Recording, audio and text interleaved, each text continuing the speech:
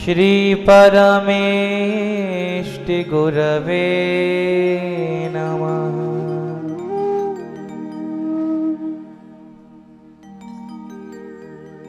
यस्य प्रसादात् भगवत् प्रसाद, यस्य प्रसादान्यगति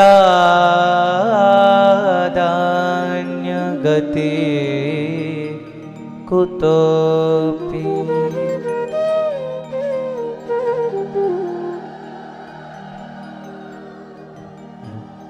ध्यायां स्तुवंस्तस्य यशस्त्रिसन्ध्यं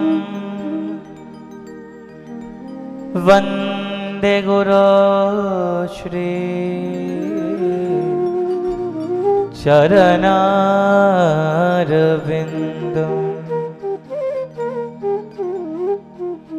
आजानुलम्बितभुजौ कनकावदातो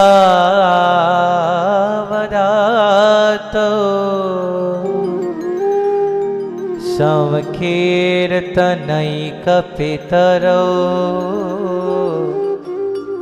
कमलाय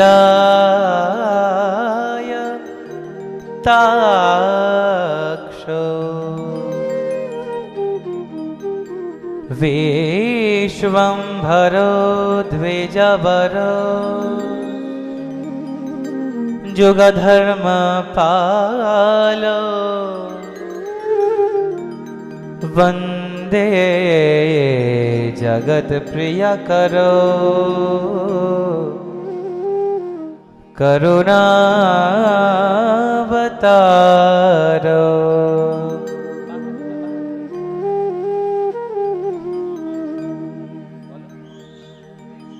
तप्त काञ्चन गौरांगी राधे वृंदावनेश्वरी,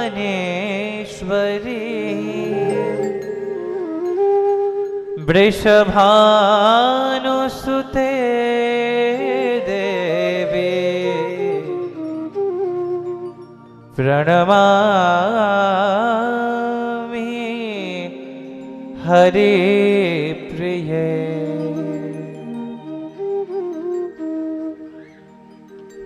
हे नाथ करुणा सिंधो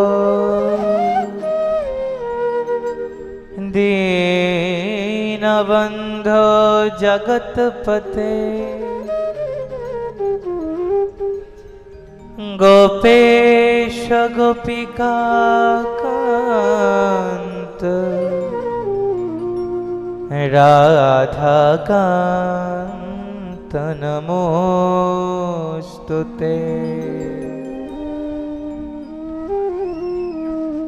कृष्णाय वासुदेवाय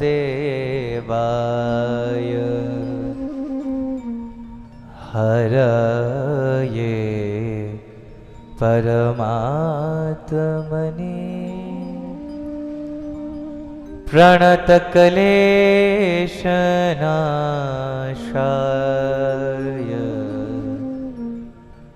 गोविन्दाय नमो नमः। वृन्दायै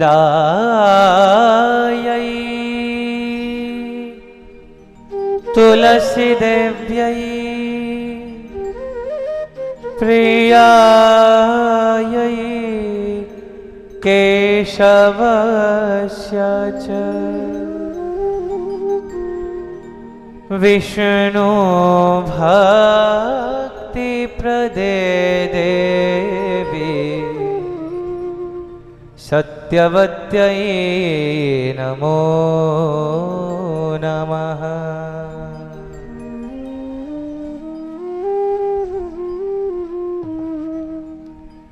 जय रूप सनातन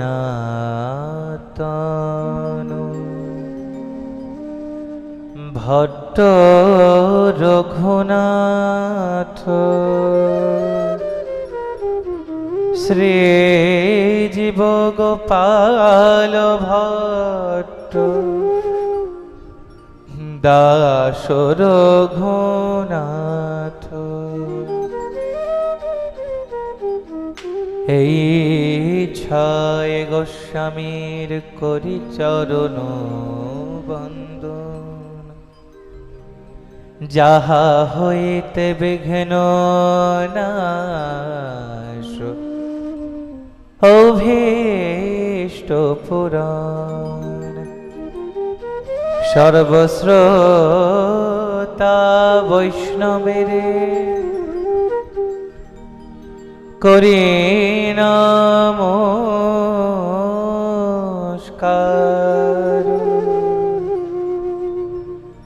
কৃপা করে পদধূলি দেহ মস্তকে আমার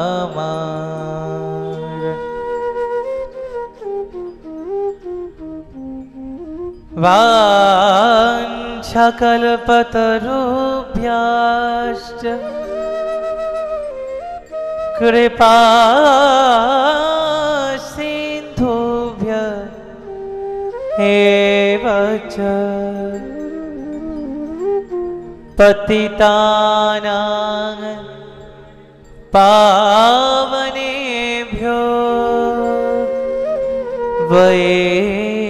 वैष्णवेभ्यो नमो नमः। हरे कृष्ण कृष्ण कृष्ण हरे हरे हरे राम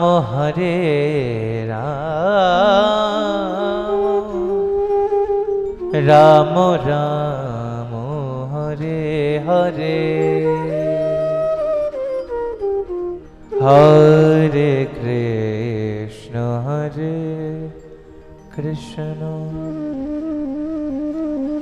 कृष्ण कृष्ण हरे हरे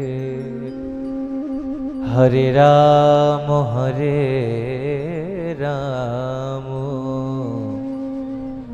राम राम हरे हरे।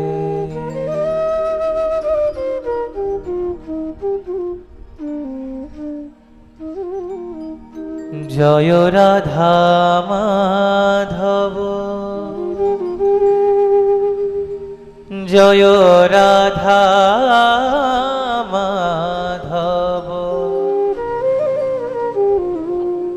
जय राधा माधव राधे राधे जय राधा माधव जय राधा माधव जय राधा माधव राधे राधे जय राधा माधव जय राधा माधव जय राधा माधव राधे राधे। निगम भगवान अर्थात वेद बोलছেন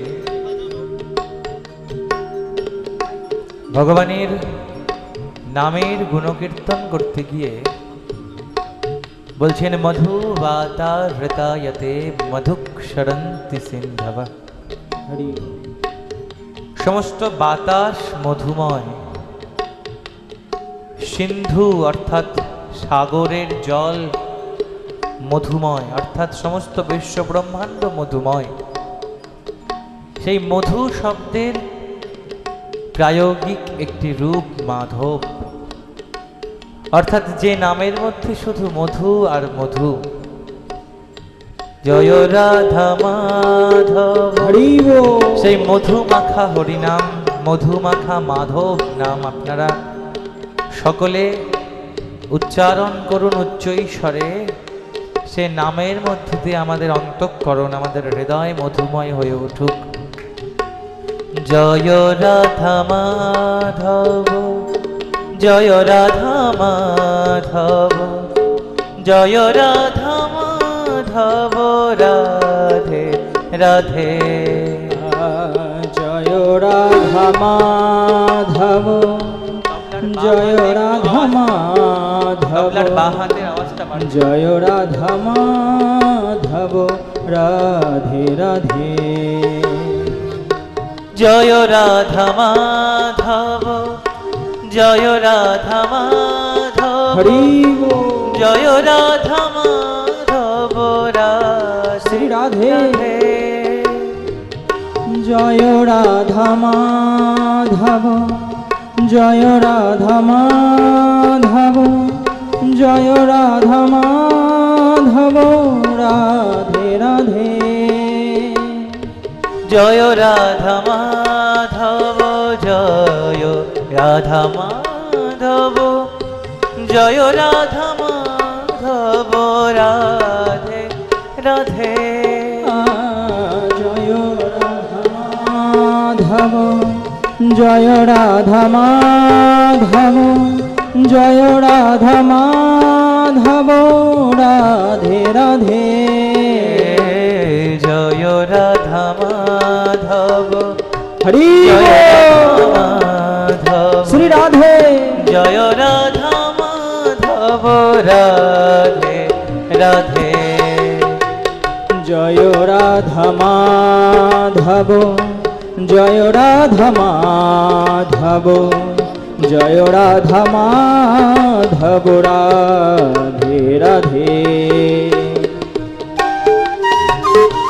মিষ্টি মিষ্টি করতালির সেবা করে সবাই হাত দুটি উপরে তুলে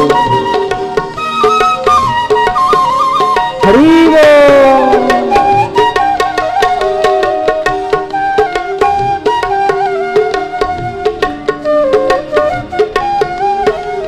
নিতাই গৌরাঙ্গ, নিতাই গৌরাঙ্গ, নিতাই গৌরাঙ্গ, নিতাই নিতাই। নিতাই গৌরাঙ্গ, নিতাই গৌরাঙ্গ, নিতাই গৌরাঙ্গ, নিতাই নিতাই। নিতাই গৌরাঙ্গ, নিতাই গৌরাঙ্গ, নিতাই গৌরাঙ্গ, নিতাই নিতাই। নিতাই গৌরাঙ্গ, নিতাই গৌরাঙ্গ, নিতাই গৌরাঙ্গ, নিতাই নিতাই।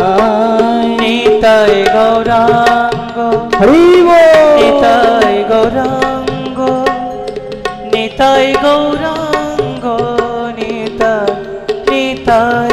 হরে কৃষ্ণ হরে কৃষ্ণ, কৃষ্ণ কৃষ্ণ হরে হরে, হরে রাম হরে রাম, রাম রাম হরে হরে। হরে কৃষ্ণ হরে কৃষ্ণ,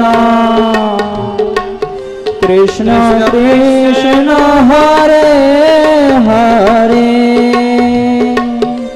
হরে রাম হরে রাম, রাম রাম হরে হরে হরে।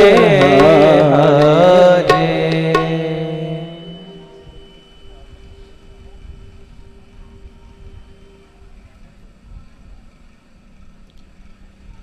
श्रीमद् भागवत महापुराण की जय हो।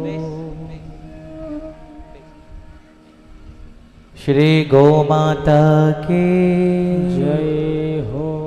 श्री भारत माता की जय हो। श्री सत्य सनातन धर्म की जय हो। जय जय श्री राधे श्याम। निताय गौर हरि बोल। সর্বাগ্রে সমাত্রৈকগত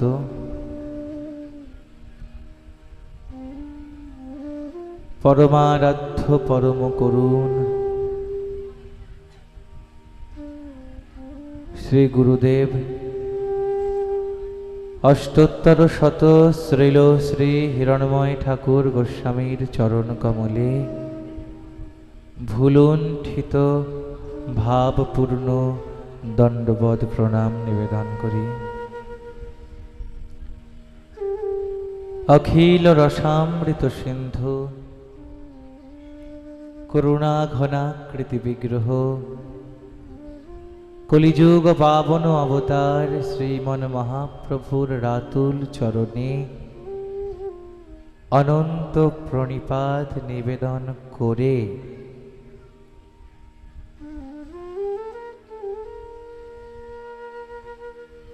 গৌরচন্দ্রের সমস্ত অনুগামী পরম্পরা গৌরীয়গণের রাঙা চরণে শ্রীপাদপদ্মে অগণিত প্রণাম নিবেদন করে আচার্য বৃন্দের পদধূলিকে মস্তকে ধারণ করে তথা গো মাতৃকার পদরজকে শিরভূষণ করে উপস্থিত সমস্ত ভক্তবৃন্দ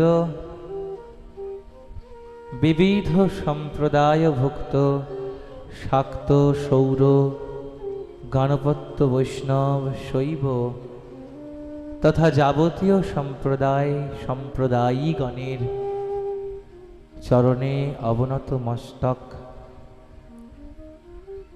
স্থাপন করে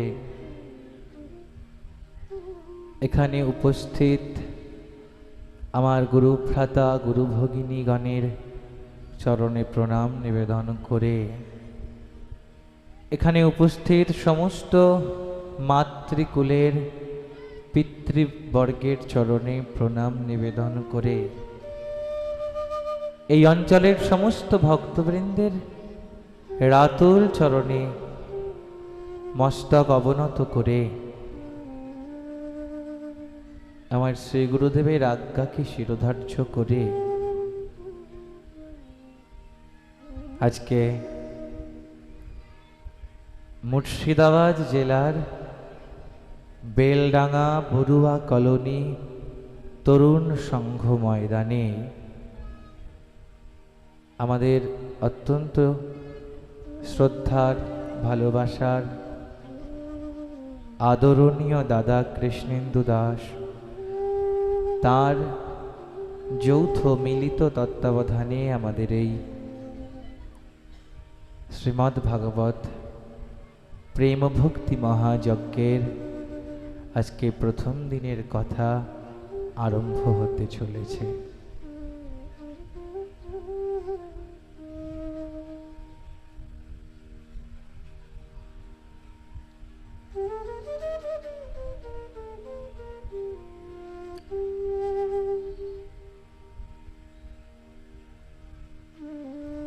মধুর ভাণ্ডের যেমন কোনো শুরু বা শেষের দিক থাকে না,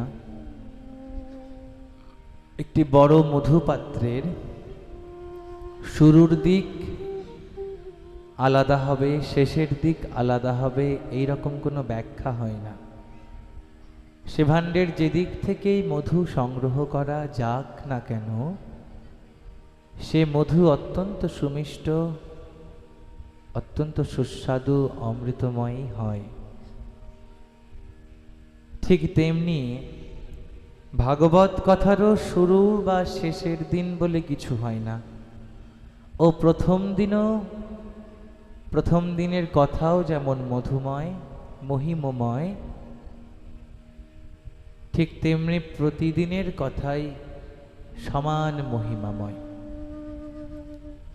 কাজেই এটা ভাবলে চলবে না যে প্রথম দিনের কথা তো আজ বুঝি একটু কম আস্বাদন, আজ বুঝি একটু কম মধু বর্ষণ, প্রথম দিনে বুঝি অমৃতের সিঞ্চন খানিক কম হয়, এরকম ভাববার কোনো কারণ নেই। এই অমৃতের খনি, এর মধ্যে একবার ডুব দিতে পারলেই হলো। এর প্রত্যহ প্রতি অংশেই, প্রতি পদেই এর সমান কৃপা, সমান আনন্দ, সমান মধু। বলো না গো শ্রী রাধে রাধে। আপনারা অনেকেই হয়তো ভেবে বসে আছেন যে আজ প্রথম দিন, আজ শুরুর দিন, আজ একটু কম গেলেও হবে, আজ একটু দেরি করে গেলেও হবে, আজ কথাস্থলী পূর্ণ না হলেও হবে, এমন ভেবেছেন অনেকে, তাই না? এটা ভাবলে কিন্তু হবে না।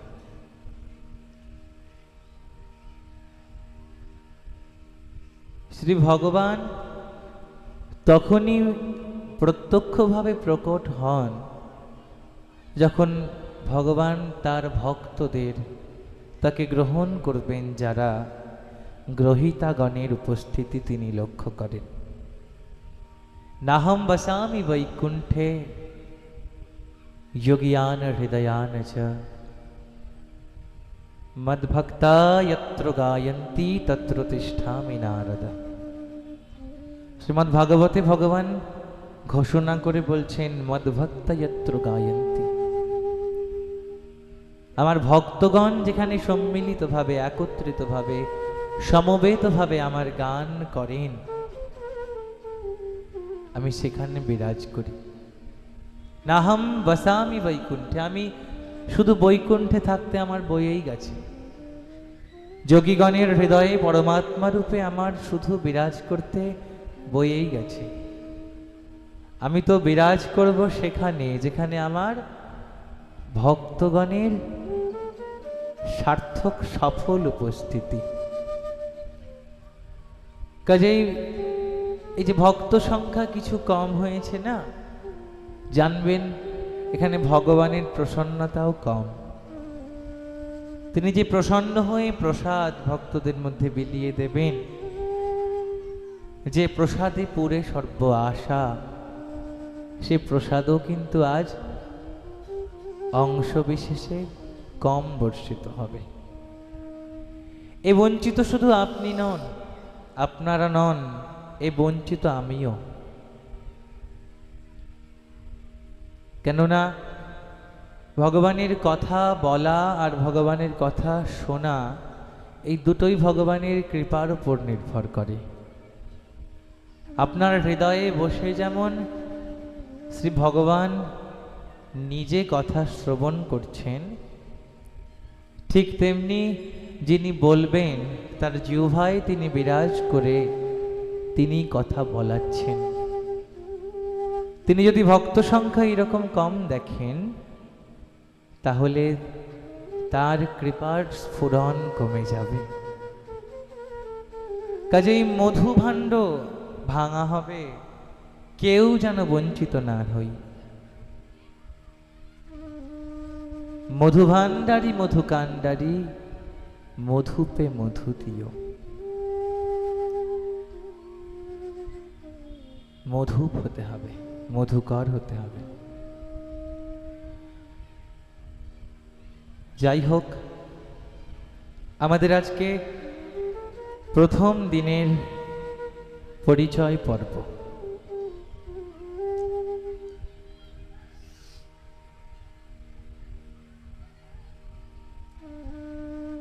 আমরা আজকে পরিচয় করব শ্রীমদ্ ভাগবতের সঙ্গে।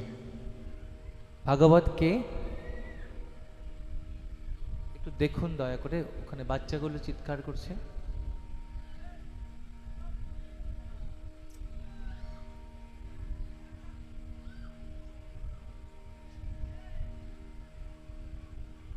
কোথায় পাগলা বাবা, কোথায়?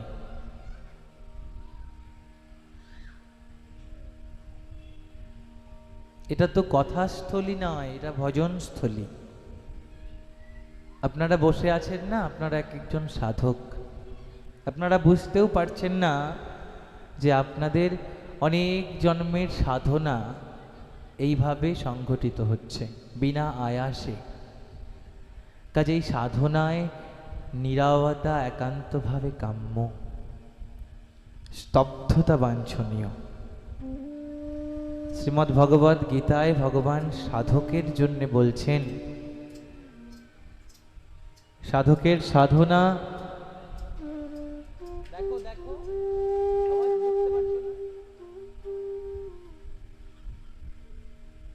সাধকের সাধনা হবে সেই রকম ঘরে, সেই রকম স্থানে,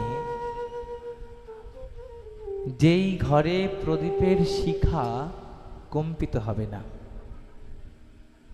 অনড় স্থিরভাবে প্রদীপ শিখা প্রজ্বলিত হবে, অর্থাৎ নির্বাত গৃহ। বায়ু যেন সে ঘরের বায়ু পরিবেশকে চঞ্চল না করে। কাজে এতটা স্থির অচঞ্চল নৈষ্ঠিক পরিবেশে সাধনা।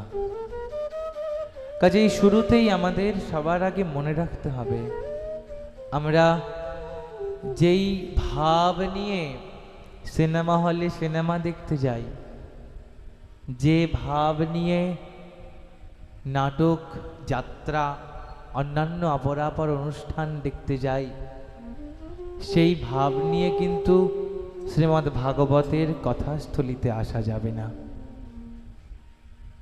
শ্রীমদ্ ভাগবত বারবার করে তার শ্রোতার লক্ষণ বলছেন, তার কথাস্থলের লক্ষণ বলছেন, আমাদেরকে স্মরণে রাখতে হবে।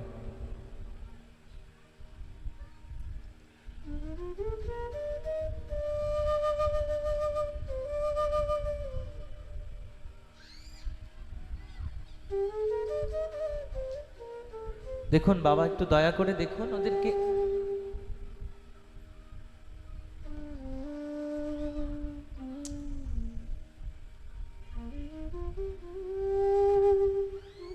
চান বাবা, ওদেরকে দয়া করে একটু দেখুন।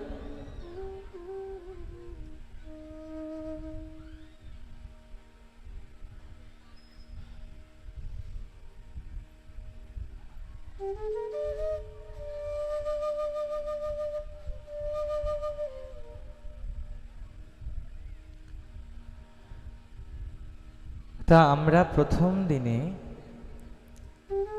শ্রীমদ্ ভাগবতের স্বরূপ অবলোকন করার প্রয়াস করব। শ্রীমদ্ ভাগবত ভগবানের বাংময় কলেবর।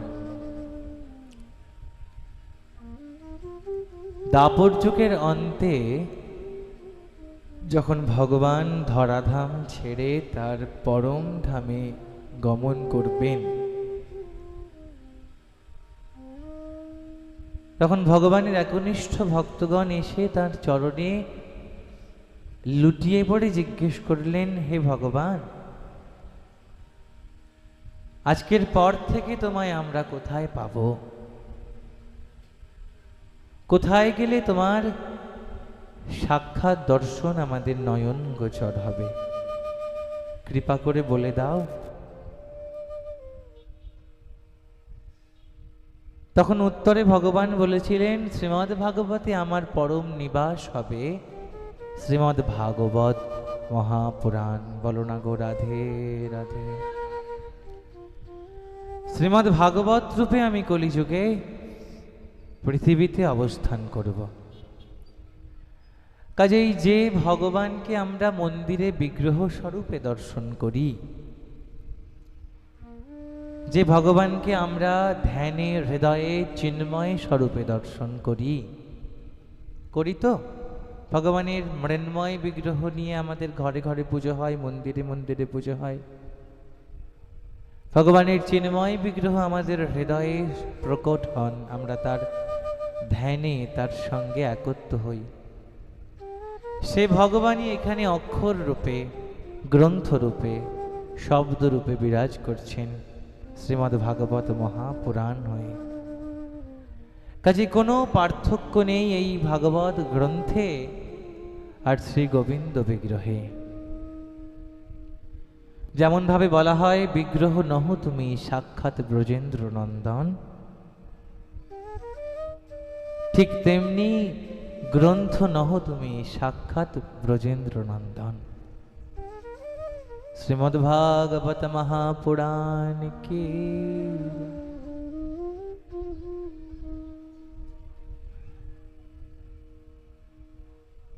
কলিযুগে পরমতম সাধন, কলিযুগে পরমতম সাধ্য বস্তু এই নাম।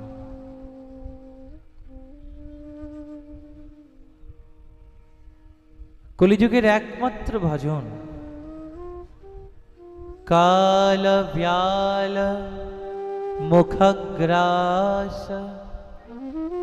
তাস নির্নাশ হে তবে, শ্রীমদ্ ভাগবতং শাস্ত্রম কলোকিরেণ ভাষিতম।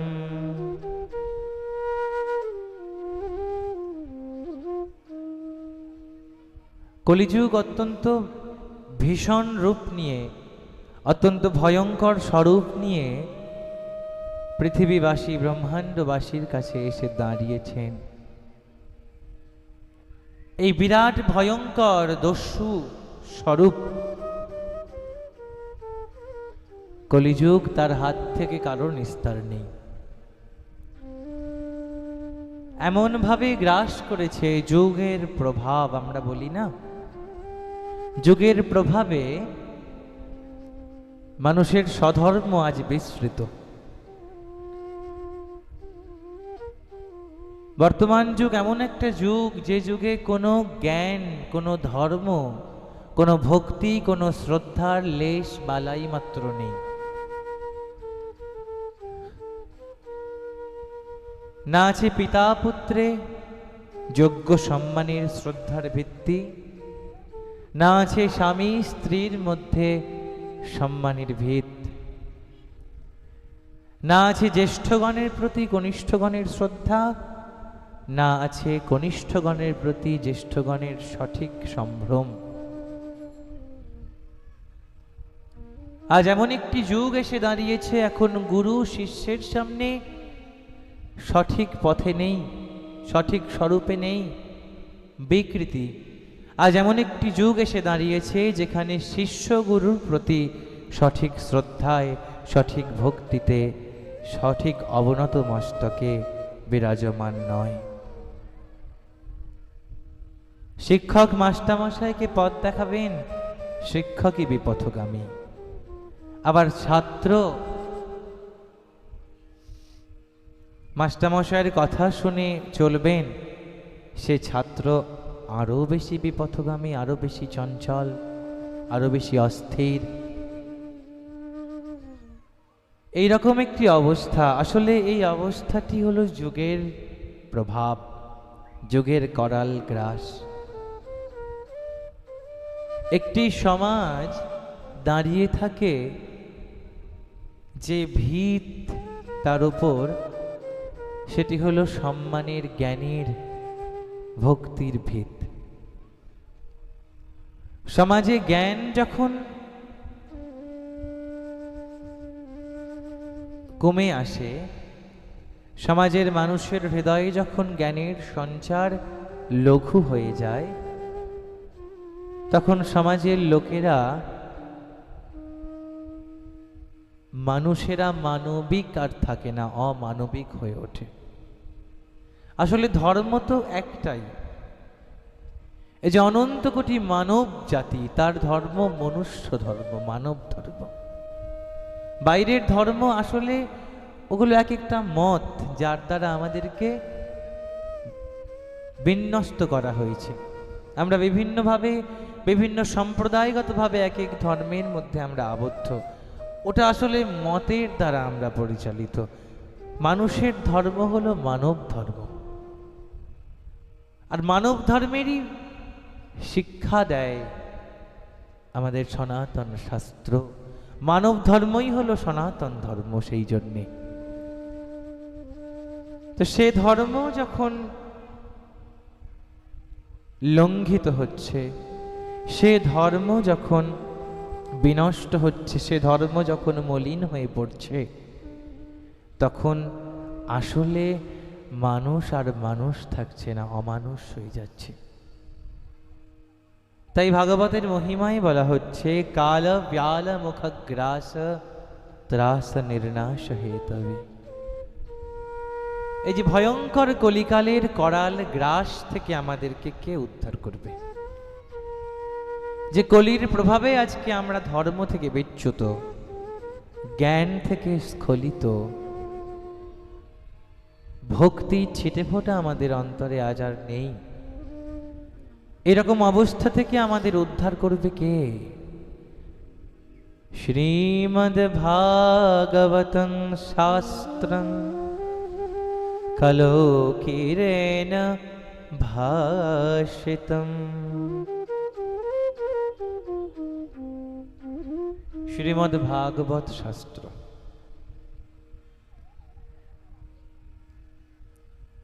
অনেক কঠিন কঠিন, অনেক বড় বড়, অনেক বৃহৎ বৃহৎ শাস্ত্রের উল্লেখ আমাদের সনাতন ধর্মে রয়েছে, সনাতন শাস্ত্র ভাণ্ডারে রয়েছে।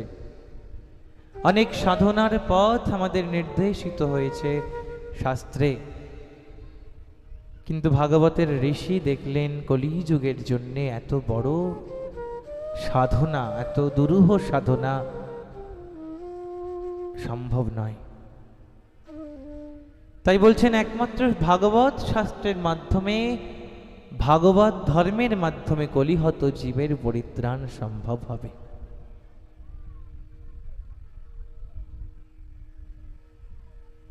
ভাগবত কথা, ভাগবত অমৃত ওই কলির করাল গ্রাসে, কলির বিষ বাষ্পে মূর্ছিত মৃতপ্রায় মানবজনকে পুনরায় জীবন দান করে তাদেরকে জীবিত করবে। তাই অমৃতের চেয়েও বড় হিসাবে এই গ্রন্থকে বর্ণনা করা হয়েছে। ক্বা সুধা ক্বা কথা লোকে ক্বা কাচ ক্বা মনির্মহা ব্রহ্মরাত বিচার্যৈব তদা দেবাঞ্জহাস।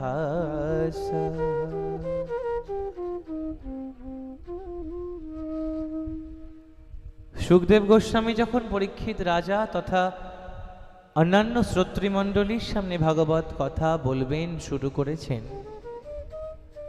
তখন স্বর্গ থেকে দেবতাগণ সেখানে ছুটে এসে সুখদেবকে বলছেন, হে ভগবান, আপনি কৃপা করে এই ভাগবত অমৃত কথা আমাদেরকে প্রদান করুন। আমরা তো অমরগণ, দেবতা মানে অমরগণ, আমাদের হাতে এই যে অমৃত ভাণ্ড আমি আপনাকে সমর্পণ করছি, আপনি পরীক্ষিত রাজাকে এটি দান করুন, বিনিময়ে এই কথামৃত আমাকে আমাদের দিন। সুখদেব গোস্বামী তখন পরিহাস করে বলেছিলেন, কাচ আর হীরার মধ্যে যেমন অনেক পার্থক্য থাকে, ঠিক তেমনি ভাগবত কথা আর তোমাদের অমৃত ভাণ্ডারে অমৃতের মধ্যে ততটা পার্থক্য।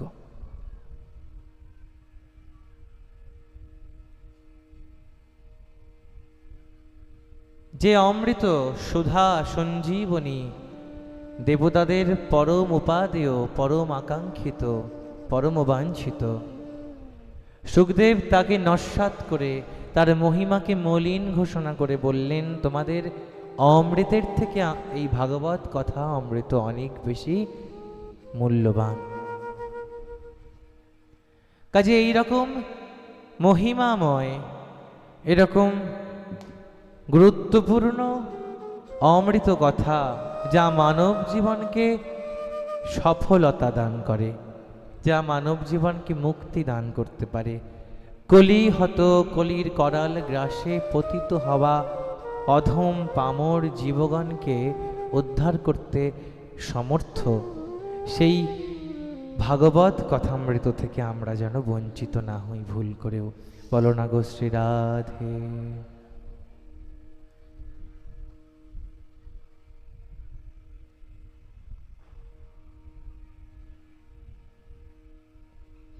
এই যে আপনাদের সামনে এই যে বিরাট একটি প্রাঙ্গণে অগণিত ভক্ত মণ্ডলী সমাবেত, ভক্তের সমাবেশ ঘটে আজ যে ভাগবত কথার আয়োজন হয়েছে না, ভাগবতের প্রেক্ষাপটটিও সেই রকম। নৈমিষারণ্য ক্ষেত্রে শৌনকাদি ঋষিগণ, অগণিত ঋষিগণ একত্রিত হয়ে এরকম একটি মহাযজ্ঞের আয়োজন করেছিলেন। তাদের সাধন স্থলী সেখানে আয়োজিত হয়েছিল। সেই তপস্থলিতে, যজ্ঞস্থলিতে মহামুনি সুত উপস্থিত হওয়ায় সুত গোস্বামীকে শৌনকাদি ঋষিগণ করজোড়ে আহ্বান করে তাকে রত্নবেদিতে বসিয়ে তার সামনে মিনতি করে বলেছিলেন, আপনি কৃপা করে আমাদেরকে ভগবানের কথা শ্রবণ করান। কেননা একটি ভূমির, একটি জমিতে কিরকম ফসল ফলবে তা নির্ভর করবে জমিটি কেমন কর্ষণ করা হয়েছে তার উপরে। একটি জমিতে কিরম ধান হবে, সে জমির কতটা ভালো ফসল দান করবে সেটা নির্ভর করবে জমি চাষের উপরে, কতটা উর্বর হলো তার উপরে। ঠিক তেমনি সাধক সাধনায় কতটা সিদ্ধ হবে সেটিও নির্ভর করবে সেই সাধকের এই অন্তর কতটা উর্বর হয়েছে তার উপরে। বলো না গো রাধে রাধে। এই পৃথিবীর ভূমিকে যেমন কর্ষণ করবার জন্য তার উপরে লাঙলকে চালনা করতে হয়, তারপরে সেই ভূমি কর্ষিত হয়, ভূমি মার্জিত হয়, ভূমি পরিষ্কার হয়, ভূমি চাষযোগ্য হয়। চাষযোগ্য ভূমি বীজ বপনের উপযোগী, সেখানেই ফসল ফলে, নতুবা নয়। ঠিক আমাদের অন্তরের ভূমিও প্রথমে কর্ষণ করতে হবে, উর্বর করতে হবে। অন্তরের ভূমি কর্ষণের যে লাঙল, এটি হলো এই কথা।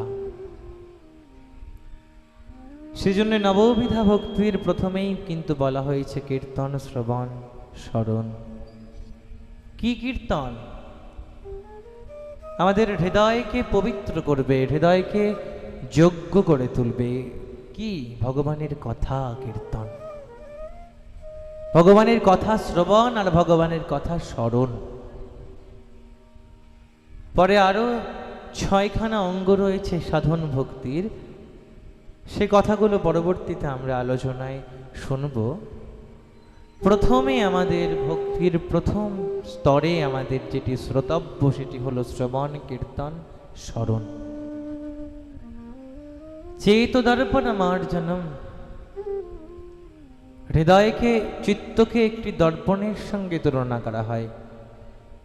দর্পণ যত স্বচ্ছ হবে, মানে আয়না যত পরিষ্কার হবে, সেখানে প্রতিবিম্ব তত স্পষ্টভাবে ফুটে উঠবে। ঠিক তেমনি আমাদের চিত্তরূপ দর্পণ যদি মলিন থাকে, আবর্জনাময় থাকে, অপরিচ্ছন্ন থাকে, তাহলে আমার সামনেই যে আমার অন্তর্যামী ভগবান, তিনি যে প্রকট, আমি দেখতে পাবো না, ফুটে উঠবে না, হৃদয়ে তিনি প্রতিবিম্বিত হবে না। সেজন্য সবার আগে হৃদয়কে মার্জন করতে হবে। হৃদয়কে মার্জন করার যে পরিষ্কার করবার, তাকে যোগ্য করে তুলবার জন্য যে অস্ত্র, সেটি হলো কথা।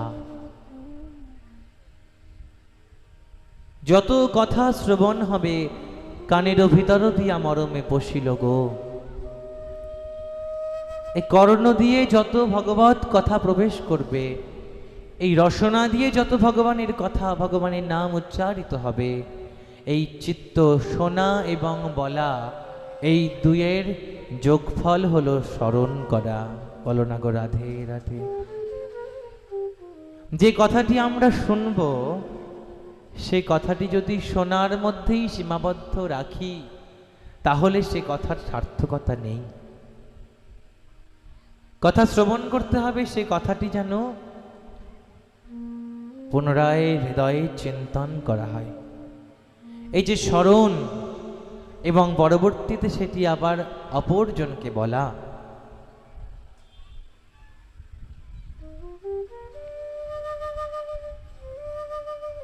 এই যে শ্রবণ কীর্তন স্মরণের মাধ্যমে আমাদের অন্তর চিত্ত দর্পণ স্বচ্ছ হবে, পরিচ্ছন্ন হবে। এর ফলেই কিন্তু আমাদের হৃদয় যোগ্য হয়ে উঠবে, সাধনার যোগ্য। সেজন্যে সমস্ত সাধনার প্রথমেই এই ভগবানের কথাকে গুরুত্ব দেওয়া হয়েছে।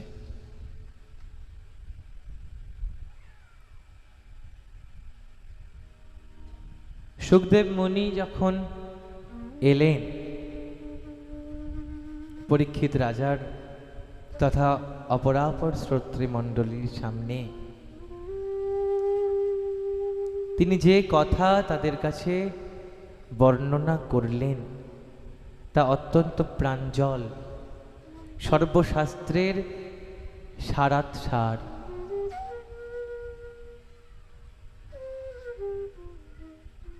এবং যে কথাগুলো তিনি বললেন তার আরও নির্যাস সংগ্রহ করে সুত মুনি শৌনকাদি ঋষিগণের কাছে সে কথা বর্ণনা করলেন। আমরা আজকে শুরুর দিনে যেই বিষয়টি ভীষণভাবে বোঝার চেষ্টা করব সেটি হলো, যিনি কথা বলবেন, যিনি ভগবানের কথা এসে শোনাবেন, তিনি আসলে কেউ নন। তার হৃদয়ে স্বয়ং ভগবান বসে গুরু রূপে তাকে সে কথা শ্রবণ করাবেন। আমরা দেখব শৌনকাদি ঋষিগণ নৈমিষারণ্য ক্ষেত্রে সুত গোস্বামীকে যে বন্দনা করছেন, সে বন্দনা আর কোনো নয়, সে বন্দনা হলো গুরুদেবের বন্দনা।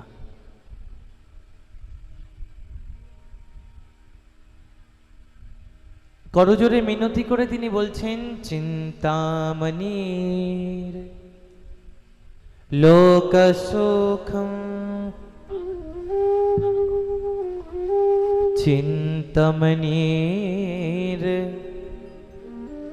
লোকসুখম, সুরদ্রুঃ স্বর্গ সম্পদম প্রয়চ্ছতে গুরুঃ প্রেত বৈকুণ্ঠম যোগী দুর্লভম।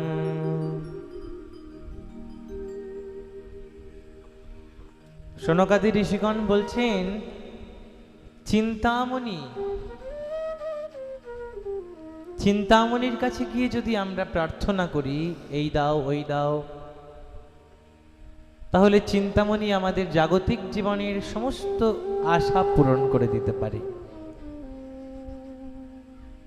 চিন্তামণি এরকম ইচ্ছা পূরণকারী একটি শক্তি, যার কাছে গেলে কামনা করলে সে জাগতিক কামনা পূরণ হয়। সুরদ্রু অর্থাৎ কল্পতরু, তার কাছে সে কল্পবৃক্ষের কাছে গিয়ে যদি কেউ প্রার্থনা করে, তাহলে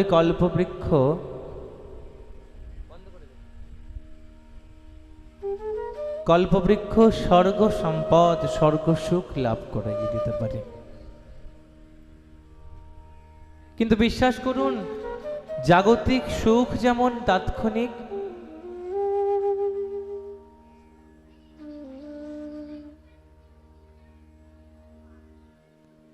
জাগতিক সুখ যেমন তাৎক্ষণিক, আজ আছে কাল ফুরিয়ে যাবে। আপনি আজকে বিরাট বড়লোক, অনেক ধনাঢ্য, অনেক সম্পদের অধিকারী, কাল আপনার ধন সম্পদ ফুরিয়ে আপনি আবার দরিদ্র হয়ে যাবেন। জাগতিক সুখ, রূপ, ধন, যৌবন কোনো কিছুই চিরস্থায়ী নয়। জড়জাগতিক সমস্ত সুখ সমস্ত সম্পদ ক্ষণস্থায়ী, আজ আছে কাল নেই। ঠিক তেমনি স্বর্গসুখ ওই রকম ক্ষণস্থায়ী। যতদিন পর্যন্ত স্বর্গসুখ কপালে আছে ততদিন পর্যন্তই সে সুখ থাকবে। কর্মফলের অন্তে স্বর্গ থেকেও মানুষের স্খলন ঘটে। কাজেই চিন্তামণি আর কল্পবৃক্ষ ততটা মূল্যবান, ততটা মহিমময় নয় যতটা মহিমা শ্রী গুরুদেবের রয়েছে। কি বলছেন? প্রয়াচ্ছতি গুরু প্রীত বৈকুণ্ঠং জগি যোগী দুর্লভম। চিন্তামণি প্রসন্ন হলে জাগতিক সুখ দান করে, কল্পতরু সুরদ্রু প্রসন্ন হলে স্বর্গসুখ দান করে, আর গুরু যদি প্রসন্ন হয় তাহলে সাক্ষাৎ বৈকুণ্ঠ দান করে। বলো না গো রাধে রাধে। বৈকুণ্ঠ কোনো তাৎক্ষণিক সম্পদ নয়, সে হলো শাশ্বত প্রাপ্তি।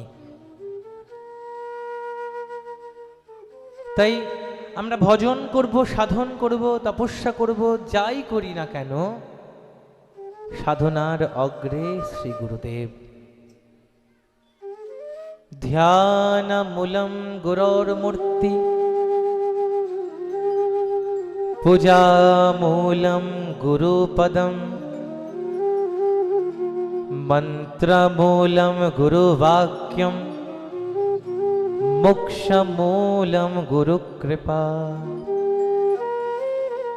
চিন্ময়ম ব্যাপিতম সর্বম ত্রৈলোক্য সচরাচরম, তৎপদম দর্শিতম যেন তস্मै শ্রী গুরবে নমঃ। ধ্যান করবে, সাধনা করবে, ধ্যান করবে, মনে রেখো প্রথম ধ্যান শ্রী গুরু পাদপদ্ম। বলো না গো সদ্গুরুদেব ভগবান কি। প্রথম ধ্যানের বিষয় হচ্ছে শ্রী গুরু পাদপদ্ম। পূজা করবে, সবার প্রথম পূজা শ্রী গুরুদেবের চরণে গিয়ে পড়বে। গুরু পূজা ব্যতীত কোনো পূজাই সফল হয় না।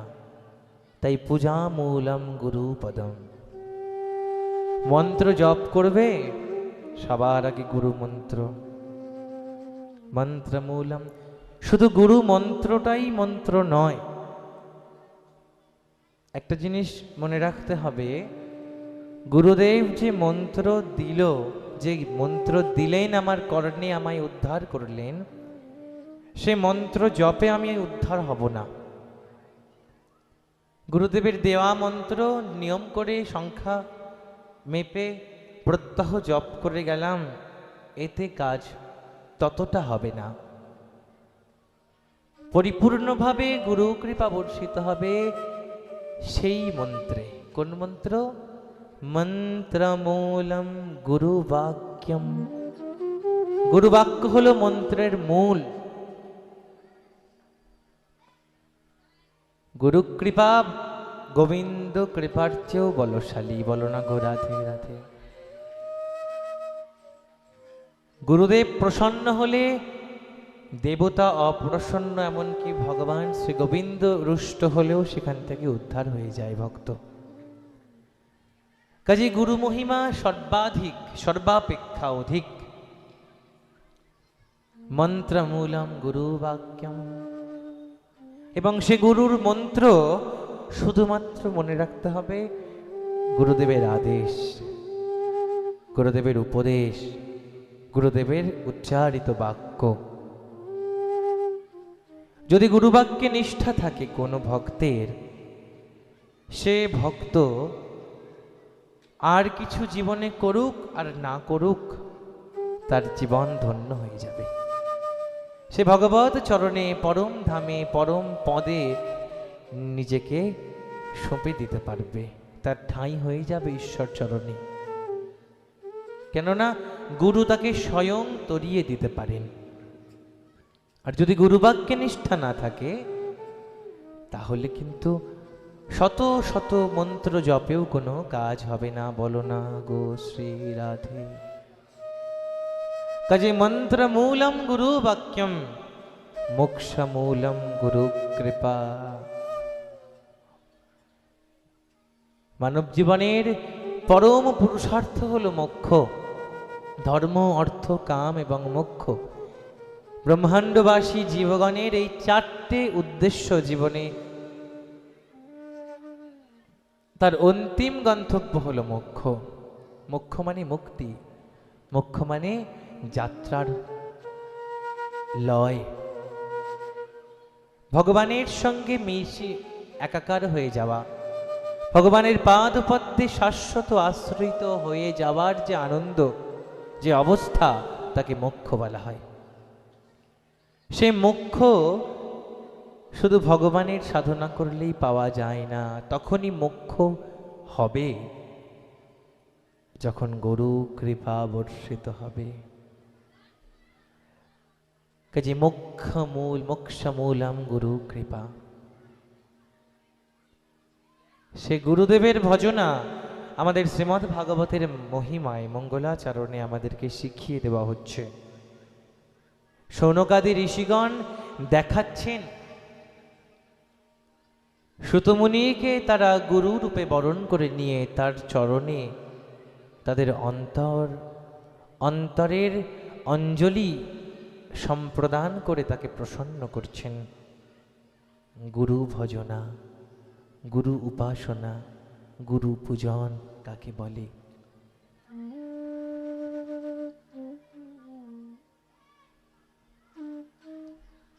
শ্রী গুরু চরণ পদ্ম কেবল ভক্তি শব্দ, বন্দিময় সাবধান মতে, যাহার প্রসাদে ভাই এ ভাব তরিয়া যায়, কৃষ্ণ প্রাপ্তি হয় যাহা হইতে। গুরু মুখ পদ্ম বাক্য চিত্তেতে করিয়া ঐক্য, আর না করিহ মনে আশা। শ্রী গুরু চরণে রতে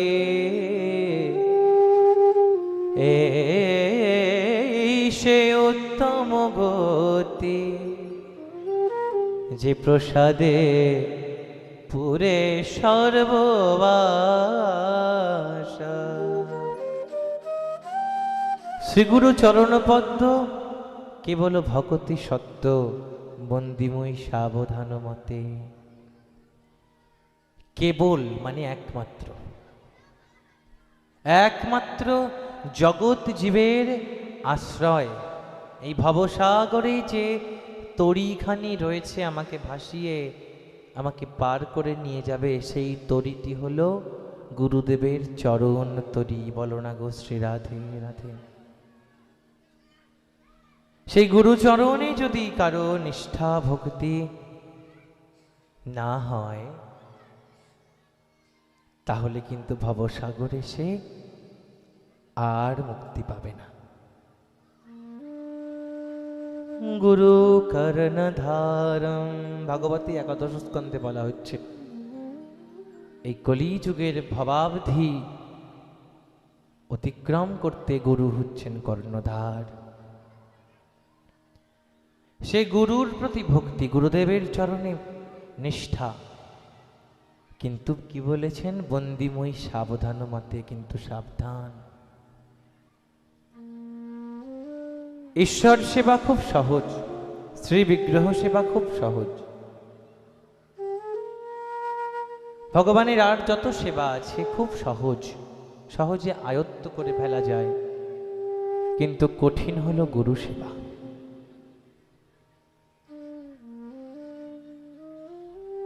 শ্রী গোবিন্দ বিগ্রহের মধ্যে যে বিরাজ করেন, সে বিরাজ হলো তার অনুমান করা স্বরূপ। বিগ্রহে শ্রী ভগবানের অনুমান স্বরূপ সেখানে রয়েছেন। আর শ্রী গোবিন্দের বর্তমান স্বরূপ হচ্ছেন শ্রী গুরুদেব। বলো না গো শ্রী রাধে রাধে। গুরুদেবের কলেবরেও ভগবানকে অনুমান করা হয়, কিন্তু অনুমানের মধ্য দিয়ে ভগবান যেন সাক্ষাৎ প্রকট হয়ে ভক্তের সঙ্গে কথা বলেন, ভক্তের সঙ্গে চলেন, হাঁটেন, বসেন, ভক্তের সামনে এসে খাবেন, বিশ্রাম করবেন। অনেক কঠিন তত্ত্ব অনেক সহজ হয়ে ধরা দেন। তার নাম হলেন গুরুদেব। অনেক কঠিন, যাকে ছুঁতে পারি না, যাকে দেখতে পারি না, যাকে ধরতে পারি না, যা অজ্ঞেয়, যা অধরা, সেই অজ্ঞেয় ভগবান জ্ঞেয় হয়ে আমাদের বোধের মধ্যে, আমাদের চোখের দৃষ্টির মধ্যে, আমাদের হাতের স্পর্শের মধ্যে, আমার শ্রবণ শক্তির মধ্যে এসে ধরা দেন শ্রী গুরুদেব রূপে। অসীম যেন সসীম হয়ে ফুটে ওঠেন।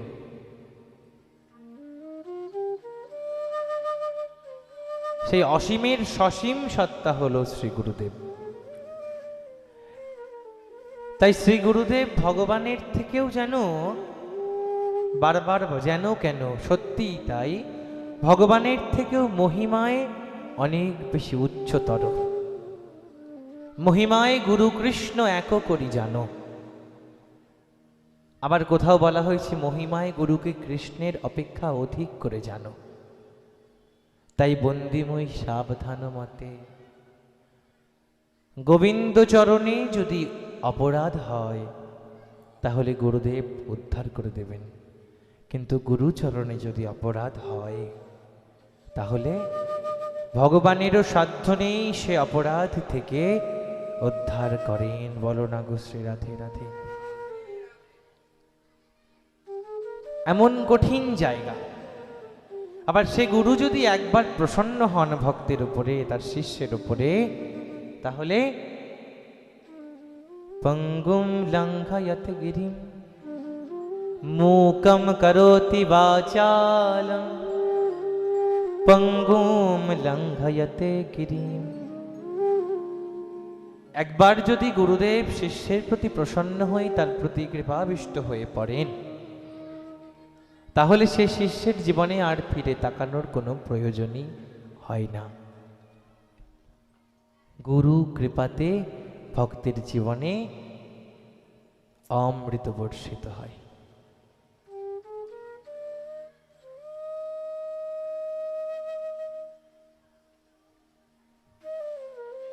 বোবা কথা বলতে পারে, মূর্খ পাণ্ডিত্য করতে পারে গুরু কৃপা হলে।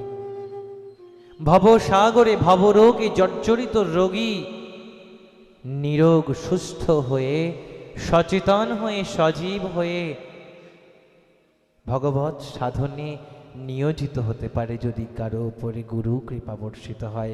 বলো না গো রাধে রাধে। এই যে ভাগবত কথা বলা কখনোই সম্ভব হবে না যদি শ্রী গুরুদেব কৃপা করে অন্তর থেকে না বলান। আমার মতো মূর্খ, অজ্ঞানী, অযোগ্য, দুরাচারী, পাপাচারী জীব এরকম পরম মহিমময় কথাকে বলবার সামর্থ্যই রাখে না। শুধুমাত্র গুরু কৃপাতে এই দুঃসাহস সম্ভব। ঠিক তেমনি গুরু কৃপা না করলে শ্রোতাও কখনো শ্রোতা হয়ে ভাগবত কথা শ্রবণ করতে পারেন না। গুরু কৃপা এমন একটা জিনিস যে কত শ্রোতা হতে পারতো, সবাই এলো না তো, আছে এখানে। এবং যে কজন এসেছেন তাদের মধ্যে আবার কজন চলেও গেলেন। তার মানে আসলে আমিও বলবার কেউ নই, আপনিও শ্রবণ করবার কেউ নন। সব গুরু কৃপা। ভগবত কৃপা গুরু কৃপা হয়ে বর্ষিত হয়, তবেই এই রকম কথাস্থলিতে উপস্থিত হওয়া সম্ভব হয়, নচেত নয়। তাই শ্রীগুরু চরণপদ্ম কেবল ভগতি সদ্য, বন্দিময়ী সাবধান মতে, যাহার প্রসাদে ভাই এ ভব তরিয়া যাই, কৃষ্ণ প্রাপ্তি হয় যাহা হইতে।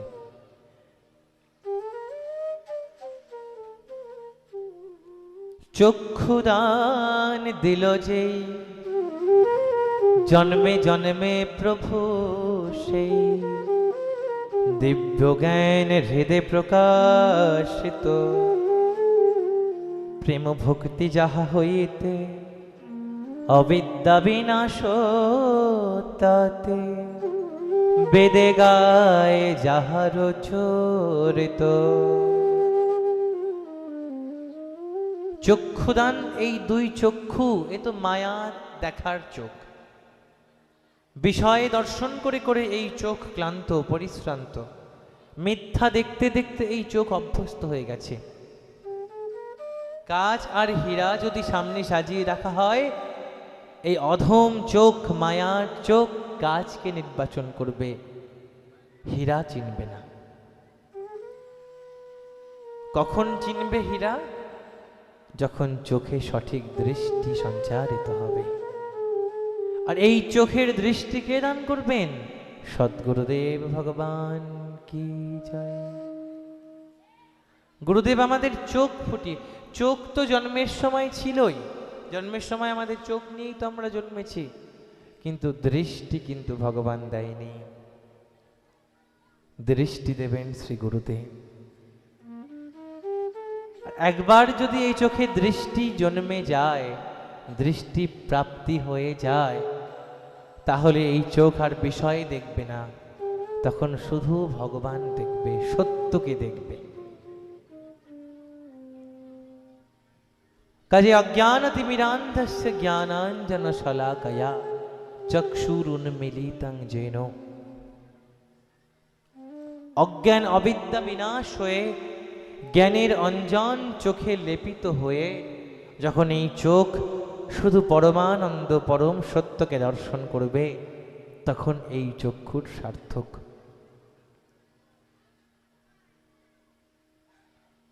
সেজন্য সবার আগে শ্রী গুরুদেবের, সবার আগে শ্রী গুরু পূজন, শ্রী গুরু বন্দনা। বিষয়ের বশে মোহজারে এসে করেছে সর্বনাশ, তুমি গুরু রূপে চিনিয়ে স্বরূপে দিয়েছ চরণে বাস। বিষয়ের বশে মোহজারে এসে করেছে সর্বনাশ, তুমি গুরু রূপে চিনিয়ে স্বরূপে দিয়েছ চরণে বাস। তাপিত পীড়িত যে জন বিমুখ, তোমার প্রসাদে সে যে পায় সুখ। তাপিত পীড়িত যে জন বিমুখ, তোমার প্রসাদে সে যে পায় সুখ। চিরজীবনের যত দুঃখ শোক, চিরজীবনের যত দুঃখ শোক, নিমেষে হরিলে প্রভু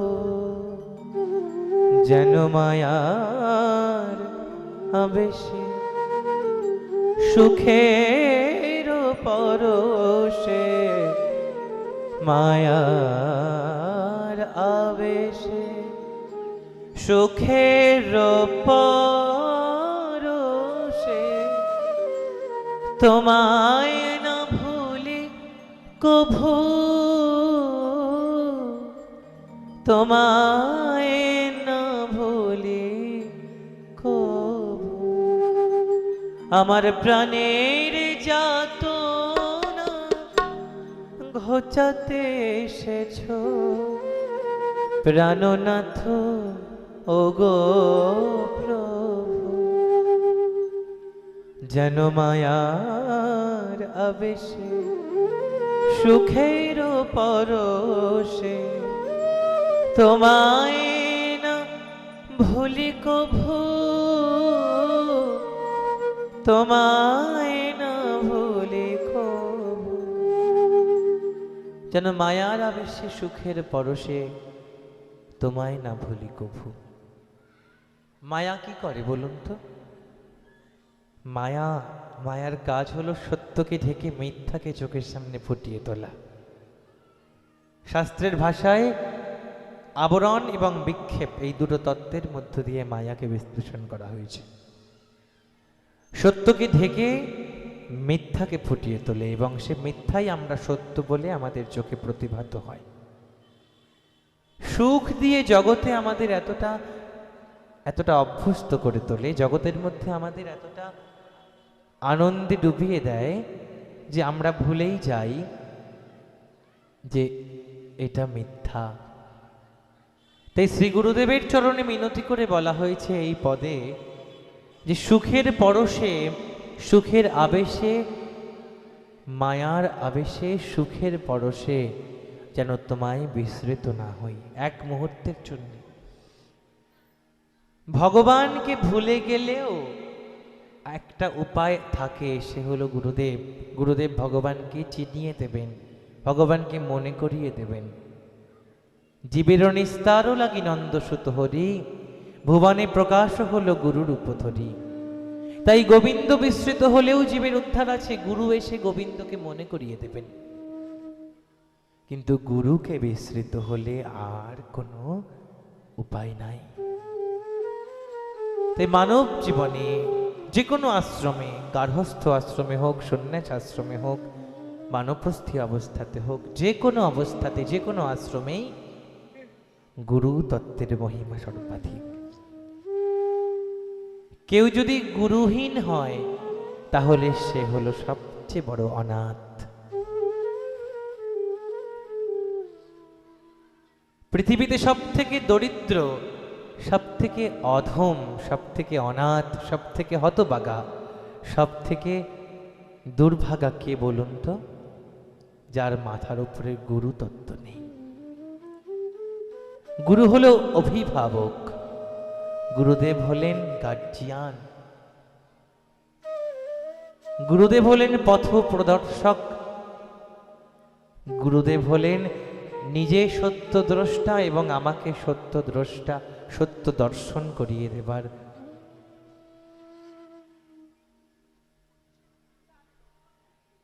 কাজেই মানব জীবনের চারটি আশ্রমেই সবচেয়ে বড়, সবচেয়ে বেশি পূজনীয় হলেন গুরুদেব। তাই বলছেন প্রয়চ্ছতি গুরু প্রীত বৈকুণ্ঠম যোগী দুর্লভম। ব্রহ্মাণ্ডে কেউ দিতে পারেন না, বৈকুণ্ঠ পাইয়ে দিতে ভগবান শ্রী গোবিন্দ নিজেও পারেন না, পারেন কে? গুরুদেব। শ্রী গোবিন্দ নিজেকে ভগবান এসেও ভগবান নিজেকে দান করতে পারেন না, ভগবান পাইয়ে দিতে পারেন একমাত্র গুরুদেব। বলো না সদ্গুরুদেব ভগবান কি জয়। কাজে আমরা শ্রী গুরুদেবের চরণের ছায়ায় আশ্রিত হয়ে, শীতল হয়ে, শান্ত হয়ে, সমাহিত হয়ে শ্রী ভগবানের কথা শ্রবণে মনোযোগী হব। আজকে আমাদের ভাগবতের মহিমার দিন, ভাগবতের মাহাত্ম্য পাঠের দিন। দেখবেন সাধারণত সাধারণত যে কোনো ধর্মগ্রন্থ পাঠের সবার শেষে তার মহিমা কীর্তন হয়, সব গ্রন্থের শেষে তার মহিমা বর্ণিত হয়। কিন্তু শ্রীমদ্ ভাগবত কথায়, শ্রীমদ্ ভাগবত মহাপুরাণের মহিমা বর্ণিত হয়েছে তার প্রথমে এবং শেষে দুবার, দুরকম ভাবে। অপরাপর সমস্ত পুরাণগুলো শ্রীমদ্ ভাগবত মহাপুরাণের মহিমা কীর্তনে মুখরিত হয়েছেন। আমরা শ্রী পদ্মপুরাণের মহিমা, পদ্মপুরাণে বর্ণিত শ্রীমদ্ ভাগবতের মহিমা কীর্তনে আজ প্রয়াসী হব। পদ্মপুরাণ শ্রীমদ্ ভাগবত মহাপুরাণের মহিমা বলতে গিয়ে তিনি দুটো বিষয়ের অবতারণা মূলত করেছেন। পদ্মপুরাণের ঋষি দুটো ঘটনার মধ্য দিয়ে শ্রীমদ্ ভাগবতের মহিমাকে আমাদের সামনে তুলে ধরেছেন। একটি হলো ভক্তিদেবীর সঙ্গে দেবর্ষি নারদের সাক্ষাৎকারের মধ্য দিয়ে ভাগবতের মহিমা উঠে আসা, আরেকটি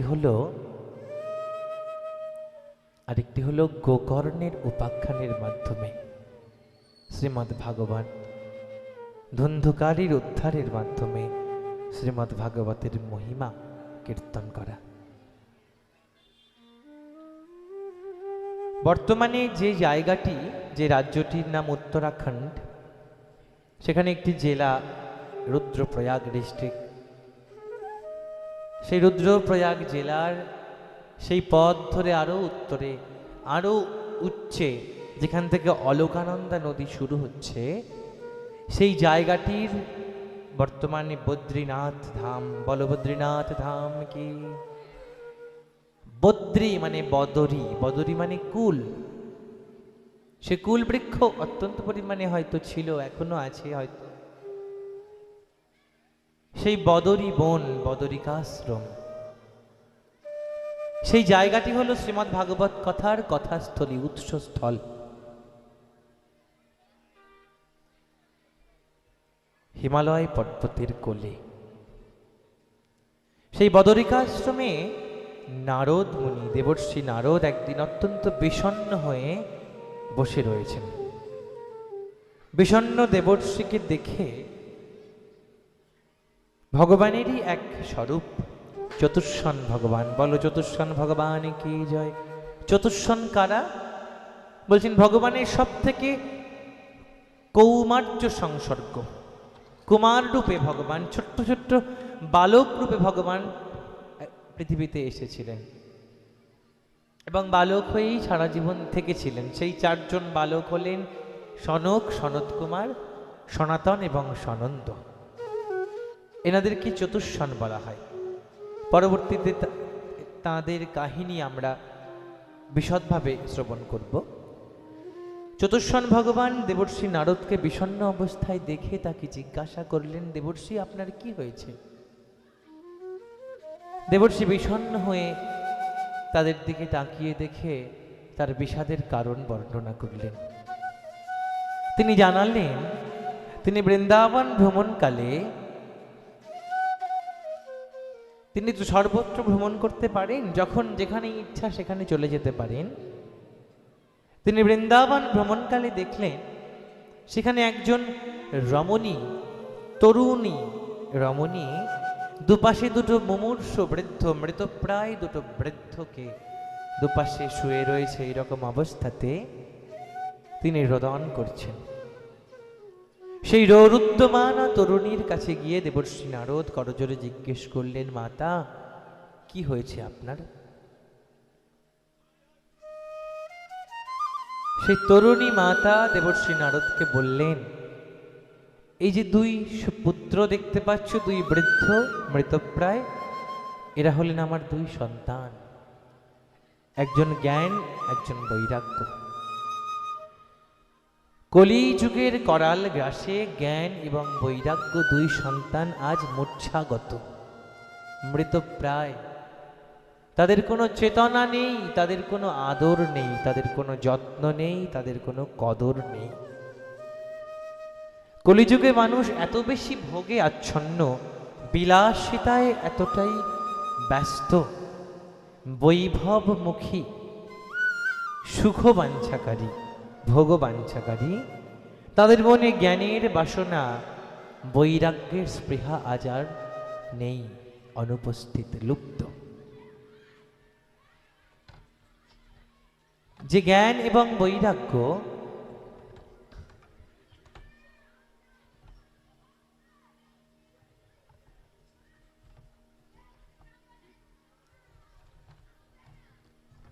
বাচ্চাদেরকে দয়া করে বাড়িতে পাঠিয়ে দিন।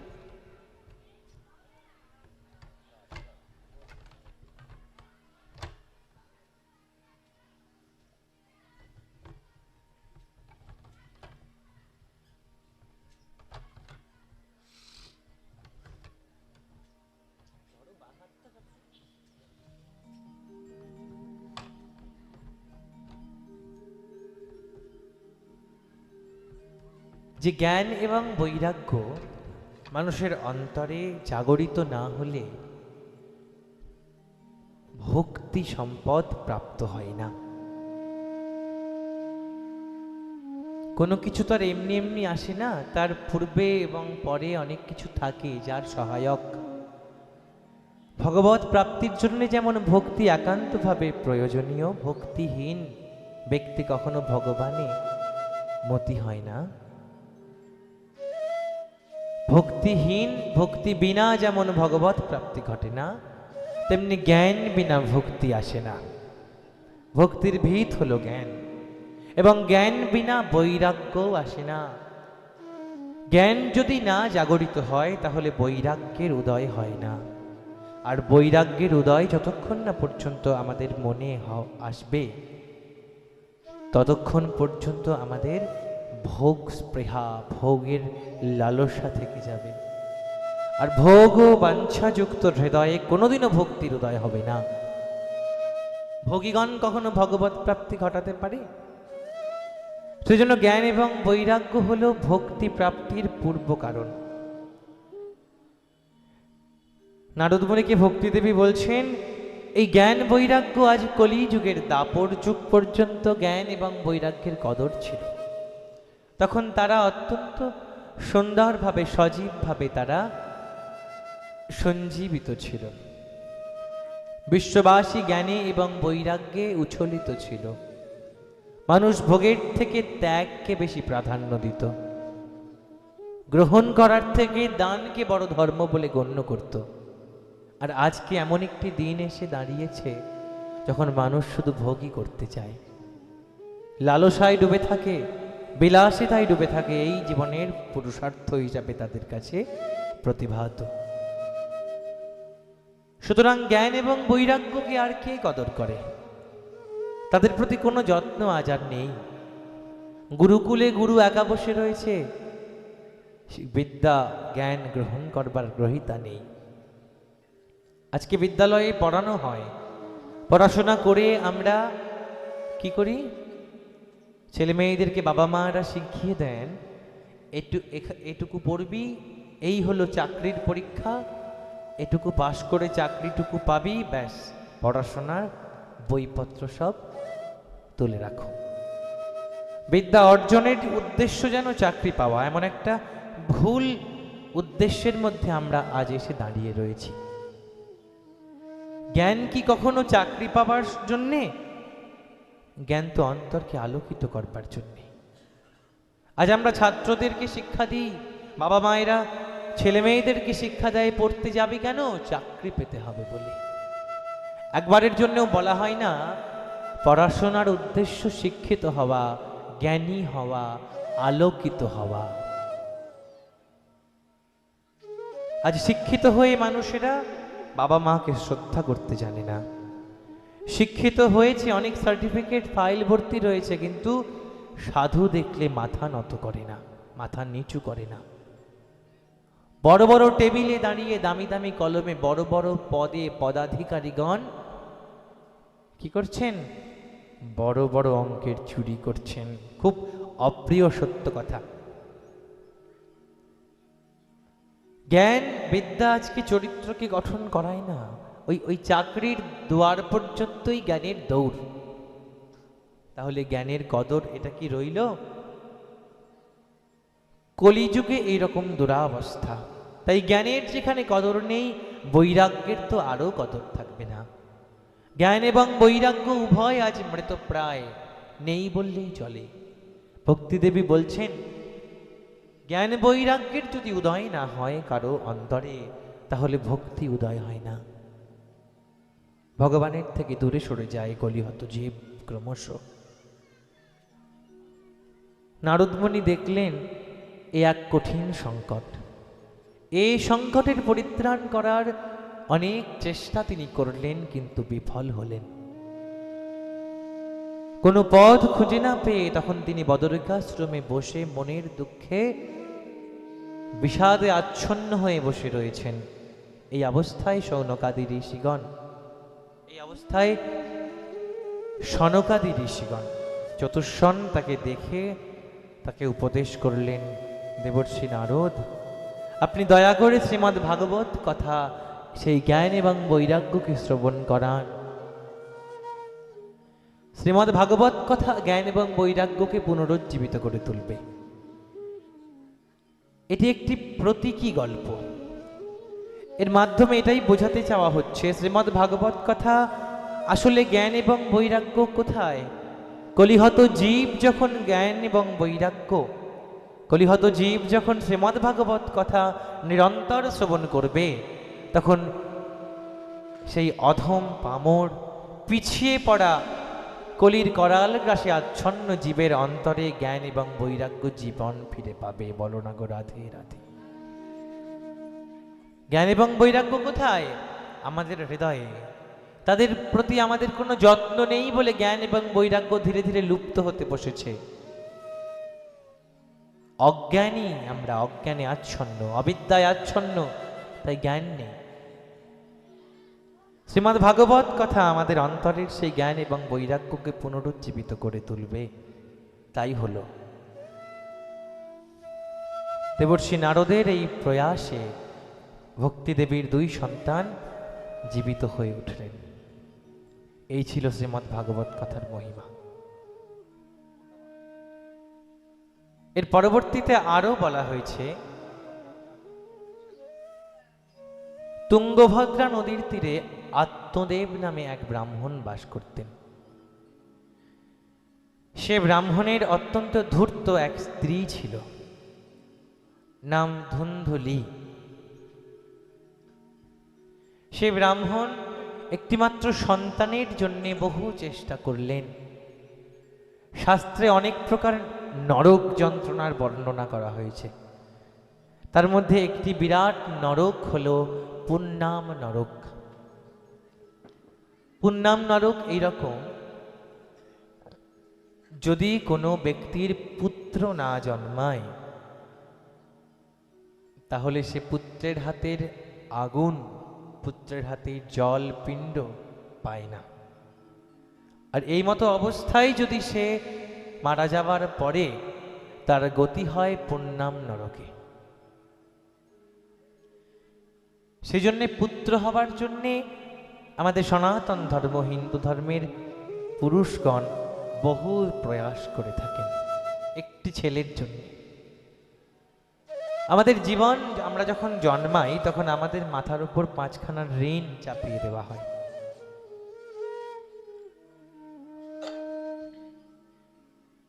সেই 5টি ঋণের মধ্যে অনেক ঋণ আছে, দেবঋণ, ঋষি ঋণ, ভূত ঋণ। তার মধ্যে একটি বিশেষ ঋণ হলো পিতৃঋণ। পিতৃঋণ মানে আমার পিতা একটি সন্তান, একটি পুত্র সন্তান পৃথিবীতে এনে রেখে গেছেন, আমাকেও একটি পুত্র পৃথিবীতে এনে দিয়ে বাবার ওই ঋণটিকে শোধ করতে হবে। এর নাম পিতৃঋণ। কাজেই পুত্র না হলে পুরুষগণের উদ্ধার নাই, পুণ্যাম নরকে তাকে কষ্ট পেতে হবে। এই জন্যে একটি পুত্রের জন্যে, পুত্র পাবার আশায় অনেক প্রয়াস। প্রাচীনকালে আমরা দেখব পুত্রেষ্টি যজ্ঞ, পুত্র পাবার জন্যে পূজা, নানা রকম ব্রত তপস্যা করা হতো। আত্মদেব ব্রাহ্মণ, ব্রাহ্মণ তো তার তো জ্ঞান রয়েছে এইসব বিষয়ে। তিনি জানেন যে আমার একটি ছেলে না হলে আমার গতি নেই।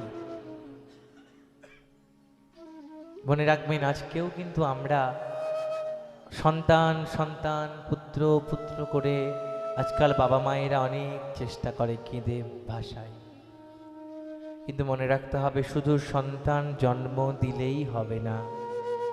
সন্তান যদি সন্তানের মতো না হয় তাহলে সে সন্তানে বাবা মায়ের তো মুক্তি নয়, বরং আরো দুর্ভোগ। এমন সন্তান হলো, সন্তান যদি ধার্মিক না হয় অধার্মিক হয়। সন্তান বাবাকে জল দেবে বুড়ো বয়সে, দেখবে পালন করবে এই আশায় বাবা সন্তানের জন্ম দিল, কিন্তু দেখা গেল সে সন্তান বৃদ্ধা বয়সে পিতামাতাকে বৃদ্ধাশ্রমে রেখে এলো। তাই তো হচ্ছে বর্তমান যুগে বহু ঘটনা। কাজেই সন্তান জন্ম দেবার আগে বাবা মাকে খুব সচেতন হতে হবে। আমরা পরবর্তীতে ভাগবতের দ্বিতীয় তৃতীয় চতুর্থ দিনে এই সন্তান পিতামাতার জ্ঞানের বিষয়ে অনেক কথা আমরা শ্রী গুরুদেবের মুখ থেকে শ্রবণ করব, সেই দিকে আজকে আর আমরা কথায় যাচ্ছি না। বৃক্ষ যদি ভালো না হয়, একটি কথাই বলে রাখছি, বৃক্ষ যদি ভালো না হয় তাহলে ফল কিন্তু ভালো হবে না। বিষ বৃক্ষে অমৃত ফল কখনো ফলে না। অমৃত বৃক্ষ হতে হবে, তবে সে বৃক্ষের ফলে অমৃত রস সিঞ্চিত হবে, সঞ্চারিত হবে। সেই জন্য পিতা মাতাকে ব্রতী হতে হবে, তপস্বী হতে হবে, সাধক হতে হবে। তা না হলে কিন্তু সন্তান ধর্ম পথে আসবে না, বিধর্মী অধর্মী বিপথগামী থেকে যাবে। আত্মদেব ব্রাহ্মণের কোনো সন্তান নেই, এটাই হয়তো ভগবানের ইচ্ছা ছিল, কিন্তু মায়ার জগতের মানুষ তো এত বোঝে না। হা গোবিন্দ, হে ভগবান একটি সন্তান একটি পুত্র দাও বলে সে বহু প্রার্থনা করলো, কিছুতেই তার সন্তান হলো না।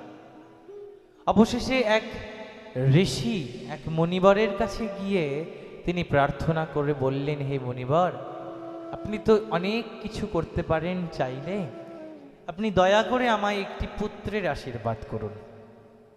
সে মুনিবর আত্মদেব ব্রাহ্মণকে বললেন যে তোমার তো এ জন্মে কোনো সন্তান যোগ নেই, তোমার আগামী অনেক জন্মেও কোনো সন্তানের যোগ নেই, তোমার পূর্ব জন্মেও তুমি পুত্রহীন ছিলে,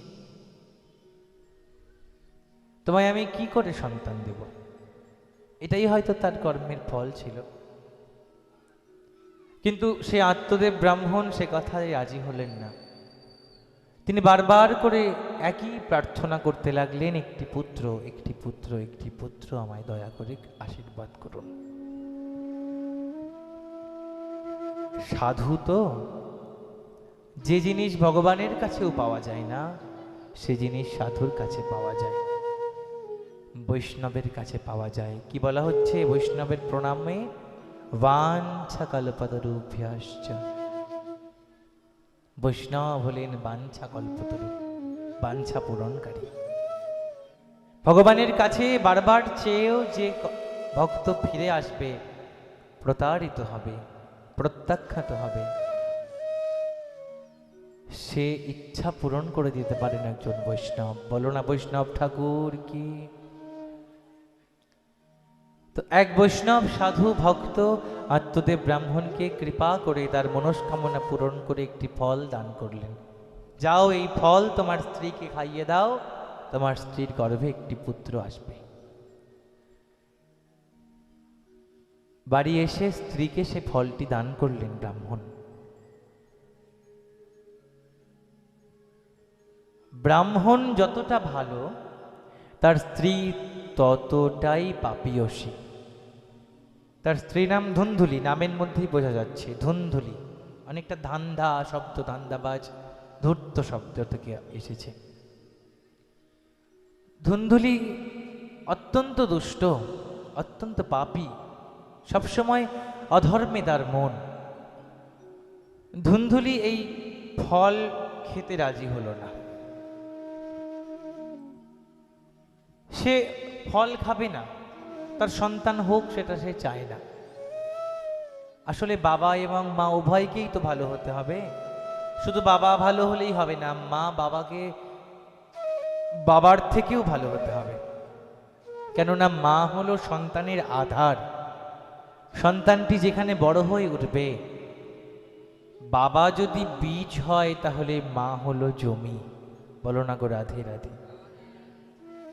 বীজ যত ভালো প্রজাতিরই হোক না কেন, যে জমিতে সে বীজ বপন হবে, সেই জমি যদি ঠিক না হয় তাহলে সে বীজ ভালো ফসল ফলাবে না। সেজন্য মাকে সবার আগে সাধনা করতে হবে, মাকে তপস্বী হতে হবে। মা যদি সঠিক শুদ্ধ পবিত্র যোগ্য উন্নত না হন, তাহলে সন্তান তার গর্ভের, দেখবেন প্রহ্লাদ মহারাজের বাবা ছিল দস্যু অসুর দানব। কার গুণে প্রহ্লাদ এত বড় ভক্ত হলো? মায়ের গুণে। তার মায়ের গর্ভটি ছিল রত্নের খনি। পৃথিবীতে যত ভগবানের যত অবতার তথা ভক্তের আমরা আবির্ভাব দেখব পিতার থেকে মায়ের অধিক গুরুত্ব। বাবা ভালো, মা ভালো না, তাহলে বাবা খুব ভালো হবে কিন্তু মা ভালো না, কি হলো? দেখবেন নিকষা রাক্ষসী ছিল, তাই তার সন্তান রাবণ হলো দৈত্য। বাবা কিন্তু সাধু ছিল। রামায়ণে আছে না, বাবা সাধু মুনি ব্রাহ্মণ জ্ঞানী ভক্ত, কিন্তু মা হলেন রাক্ষসী। ভালো বীজ কিন্তু জমি ভালো নয়, তাই রাবণের মতো ফসল হলো। বিশ্বকে ধ্বংস ছারখার করে দিতে তার মতো দানবের আবির্ভাব হলো। আবার দেখবো হিরণ্যকশিপু অত্যন্ত দানব দৈত্য পাপাচারী দুরাচারী, কিন্তু মায়ের গর্ভটি ছিল অত্যন্ত পবিত্র, তাই প্রহ্লাদ মহারাজের মতো ভক্ত জন্মালো। বলো না গো রাধে রাধে। সেজন্য মায়ের খুব সন্তান কেমন হবে তার জন্য একটা বড় সিংহভাগ জুড়ে রয়েছে মায়ের ভূমিকা। তো আত্মদেব ব্রাহ্মণ নিজে অত্যন্ত জ্ঞানী ধার্মিক, কিন্তু স্ত্রী তো ভালো নয়, কি করে সন্তান ভালো হবে? ধুন্ধুলি কি করলো জানো? সেই ফলটি নিয়ে গোমাতা ছিল বাড়িতে, খাইয়ে দিল। আর পাশেই তার একটি বোন ছিল বান্ধবীর মতো, সে বোন তখন অন্তঃসত্ত্বা, সন্তান সম্ভবা। সে বোনের সঙ্গে যুক্তি করলো, আমায় তোর সন্তানটি জন্মাবার পর দিয়ে দিবি। আর নিজেই গর্ভবতী হবার অভিনয় করে 10 মাস কাটিয়ে দিল। যখন বোনের সন্তানটি হলো, তখন সেই সন্তানকে নিজের সন্তান বলে সেই ধুন্ধুলি স্বামীর কাছে জাহির করল। সন্তান বড় হচ্ছে, এদিকে যে গোমাতাকে ফলটি খাওয়ানো হয়েছিল, সেই ফলের মধ্যে তো পুত্র হবার আশীর্বাদ ছিল। সেই গাভী মাতা গর্ভবতী হলেন সেই ফল খেয়ে। তার গর্ভ থেকে প্রসব হলো একটি সন্তান, যার কান দুটো ছিল গাভীর গর্ভ থেকে জন্ম, তো তাই গাভীর মতো কান, আর শরীরটি ছিল মনুষ্য শরীর। নাম রাখা হলো গোকর্ণ। একই সঙ্গে দুটো সন্তান, এক সন্তান রয়েছে ধুন্ধুলির কোলে, আরেক সন্তান রয়েছে গাভী মাতার কাছে। দুই সন্তান বড় হতে লাগলো, কিন্তু এসেছে কোন গর্ভ থেকে দেখতে হবে তো, সেই রকম তার বড় হয়ে ওঠার প্রকার। ধুন্ধুলির সন্তানের নাম রাখা হলো ধুন্ধুকারী। সে অত্যন্ত ধূর্ত, দুষ্ট, পাপী, দুরাচারী, এমন কোনো পাপ কর্ম নেই যে সে করে না। আর গোকর্ণ অত্যন্ত ধার্মিক, সুমতি, ভক্তিমান। গোকর্ণ ভক্তির পথে, জ্ঞানের পথে, বৈরাগ্যের পথে, শ্রদ্ধার পথে এগিয়ে ভগবানের দিকে ছুটে গেল। আর ধুন্ধুকারী পাপ করতে করতে করতে করতে বাবা মাকে বাড়ি থেকে তাড়িয়ে দিল। বাবা তো বাড়ি থেকে চলেই গেল দুঃখে, মা রইল পড়ে। সে মাকে একসময় জোর করে মেরে ফেলল। মেরে ফেলে বাড়িতে কতগুলো বেশ্যাকে রেখে পুষে রাখলো। বেশ্যাগণ একদিন বুঝতে পারলেন এ তো চোর, এমন কোনো পাপ কর্ম নেই যে করে না। কোন দিন একে ধরে নিয়ে যাবে, তখন আমরা যাব ফেঁসে, তার চেয়ে বরং একে আমরা মেরে ফেলি। এই কথা চিন্তা করে বারাঙ্গনাগণে মিলে একত্রিত হয়ে ধুন্ধুকারীকে মেরে ফেলল। আর ধুন্ধুকারী মরে যাবার পর অপমৃত্যু, তো অপমৃত্যুতে কোনোদিনও মানুষের আত্মার উন্নতি সদ্গতি হয় না। ধুন্ধুকারী মরে গিয়ে প্রেত যোনি প্রাপ্ত হলো, মরে গিয়ে ভূত হলো। সে কি ভয়ঙ্কর যন্ত্রণা! বেঁচে থেকে এত পাপ করেছে, বোঝেনি কি করছি। মরে যাওয়ার পর সে বুঝতে পারছে এ তো বিরাট যন্ত্রণার মধ্যে এসে পড়লাম, কি করে এই যন্ত্রণা থেকে মুক্তি পাবো? মুক্তির কোনো পথ খুঁজে পাচ্ছে না।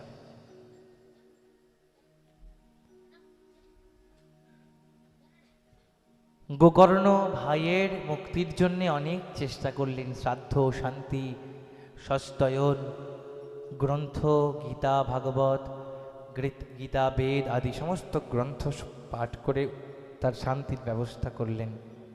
কিন্তু পাপী এত পাপ করেছে যে তার তো মুক্তি নেই। অবশেষে সেই দাদার কাছে গিয়ে করজোড়ে বলছেন, আমায় মুক্তি দেওয়ার ব্যবস্থা করো। তখন গোকর্ণ বুঝে পাচ্ছেন না একে কি করে মুক্তির ব্যবস্থা করা হবে। তখন তিনি সাধু সঙ্গে গিয়ে এই বিষয়টি জানালেন। সাধুগণ সন্তগণ মিলে তাকে পরামর্শ দিয়ে বললেন, আপনি শ্রীমদ্ ভাগবত কথার আয়োজন করুন। ভাগবতের শ্রবণে এই ধুন্ধুকারী প্রেতজনি থেকে মুক্তি পাবে। তখন 7 দিনের ভাগবত কথার আয়োজন হলো সেই স্থানে। প্রেত সেখানে এসে উপস্থিত হবে। ধুন্ধুকারী প্রেত বসবে কোথায়? প্রেত তো মাটিতে বসতে পারে না, ওপরেও তার গতি হয় না, ঊর্ধ্বগতিও নেই, তার মাটিতেও কোনো গতি নেই, সে হাওয়ায় ভেসে থাকে। সে কি কষ্ট! তাকে একটি বাঁশ দিয়ে বাঁশের মধ্যে স্থান দেওয়া হলো। বাঁশে 7খানা গ্রন্থি রইল, সে এই গ্রন্থির মধ্যে বসে রয়েছে। একটা করে একদিনের কথা বিশ্রাম হয়, একটা করে গ্রন্থি ফেটে যায়। 7 দিন ভাগবত কথা শ্রবণ করে 7টি গ্রন্থি ফেটে গিয়ে সেই ধুন্ধুকারী প্রেত যোনি থেকে মুক্তি পেল। বলো না গো শ্রী রাধে রাধে।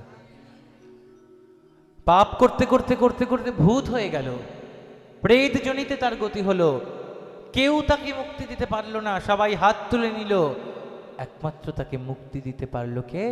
শ্রীমদ্ ভাগবত কথা। শ্রীমদ্ ভাগবত মহাপুরাণ কি। ভাগবত মহাপুরাণ এমন একটি অমৃতের খনি, এমন একটি অমৃতের উৎস, এমন একটি অমৃতের ভাণ্ড, যার কাছে এলে কলিহত জীব, ভবরোগে জর্জরিত ভবরোগী উদ্ধার পেয়ে যায়। শুধু জীবিত অবস্থায় যারা মুমূর্ষু তারা নয়, যারা মরে গিয়ে ভূত হয়ে গিয়ে ছটফট করছে তারাও মুক্তি পেয়ে যায়। বলো না রাধে রাধে। এইরকম একটি অমৃত সুধা বর্ষণ আমাদের 7 দিন ধরে আমাদের কর্ণে, আমাদের মাথার উপর ঘটবে এই স্থলিতে। আমরা যেন এই অমৃত সুধা বর্ষণের একটা কণাকেও মিস না করি। এই যে বসেছেন না, এটা একটা সংকল্প, এটা একটা প্রতিজ্ঞা। এই বাধা পড়ে গেলেন। 7 দিন ধরে এই অমৃত কথা শ্রবণ করে করে, গ্রহণ করে করে, সুধা আস্বাদন করে করে আমাদের অন্তরের সমস্ত মলিনতা, সমস্ত মালিন্য মুছে গিয়ে অন্তর জ্ঞানালোকে উদ্ভাসিত হয়ে উঠবে। আমরা আমাদের অন্তরের অন্তর্যামীকে প্রকট দেখতে পাবো। অন্তরাত্মা আনন্দে পুলকে আনন্দিত হয়ে উঠবেন। আমাদের জীবনের সমস্ত শূন্যতা পূর্ণতায় পরিণত হবে এই 7 দিনে। কাজেই 7 দিনের সপ্তাহব্যাপী এক পূজা, মহাপূজা, আমরা যেন এই পূজা থেকে নিজেকে বঞ্চিত না করি। কলিযুগের সবচেয়ে বড় ধর্ম হলো ভাগবত ধর্ম। এই ধর্ম থেকে আমরা যেন বঞ্চিত না হই। প্রত্যেকের কাছে এই অনুরোধ। আজকে ভাগবতের মহিমায় আমরা ভাগবতের পরিচয়ে যেটুকু বুঝলাম, আগামীকাল থেকে ভাগবতের বিষয়ে আমরা অবতরণ করব। আগামীকাল থেকে ভাগবতের ভেতরের বিষয় আমার শ্রী গুরুদেব তার অমৃতময় বাণীতে, তার মুখনিসৃত কথা সুধায় আমরা সকলে প্লাবিত হব। যথা সময়ে আপনারা প্রত্যেকে এই কথাস্থলিতে এসে উপস্থিত হবেন এবং একসঙ্গে সমস্বরে আমরা ভগবত চরণে নিজের অন্তরের অঞ্জলি সম্প্রদান করব। বলো না গো শ্রী রাধে রাধে। प्रभु हम भी शरणागत है, स्वीकार करो तो जाने। प्रभु हम भी शरणागत है, स्वीकार करो तो जाने। प्रभु हम भी शरणागत हैं, स्वीकार करो तो जाने। अब हमें पतित से पावन, अब हमें पतित से पावन निस्ता करो तो जाने। प्रभु हम भी शरणागत हैं, स्वीकार करो तो जाने। ভগবান কৃপা করবার জন্য বসে রয়েছে, কিন্তু কৃপা বর্ষিত হলেও সে কৃপা আমরা তখনই পাব যখন আমরা তার চরণে শরণাগত হব। শরণাগত না হলে ভগবান কৃপা করবেন না। তাই যখন ভক্ত শরণাগত হবে ভগবত চরণে, তখনই তার কৃপারূপ অমৃত বাড়ি আমাদের মস্তকে এসে বর্ষিত হবে। তাই সকলের প্রার্থনা এই হোক, প্রভু আমি শরণাগত, প্রভু তোমার চরণে আমি অবনত, তোমার চরণে আমি আশ্রিত। ওই চরণতরি ছাড়া আমার আর কোনো গতি নেই। এতটা সমর্পণ হলেই তবে ভগবান কৃপা করে হাতটি এসে ধরবেন, তিনি হাত ধরতে বাধ্য হবেন।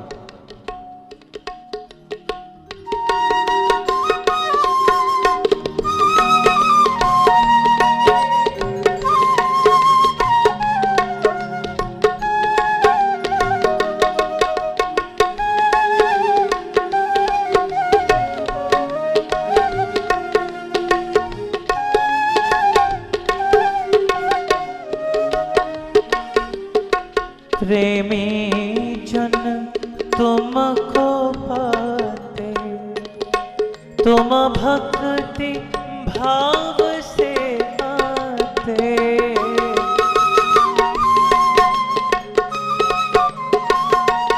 प्रेमी जन तुमको पाते, तुम भक्ति भाव से आते।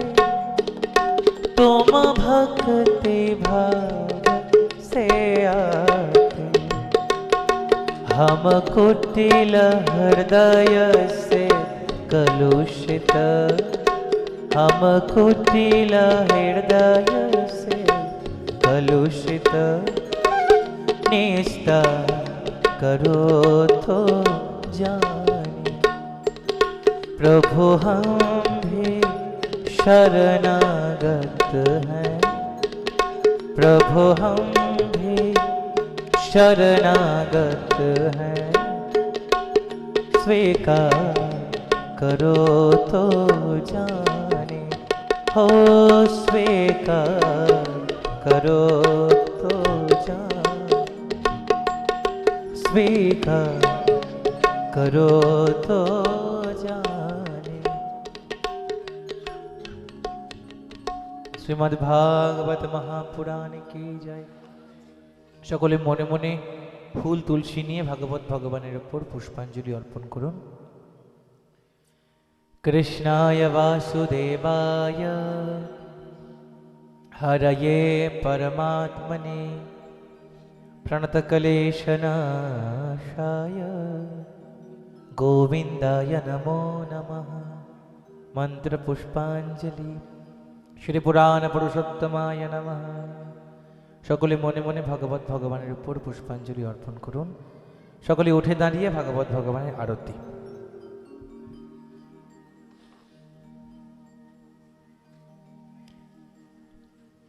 अग्नि ज्योति रवि ज्योति चंद्र ज्योतिस्तथैव च ज्योतिषामुत्तमां देव दीपोऽयं प्रतिगृह्यताम्।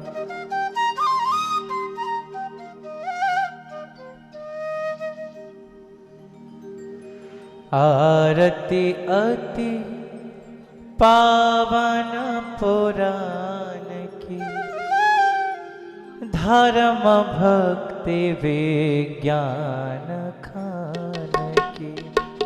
आरती अति पावन पुराण की धर्म भक्ति विज्ञान खान की।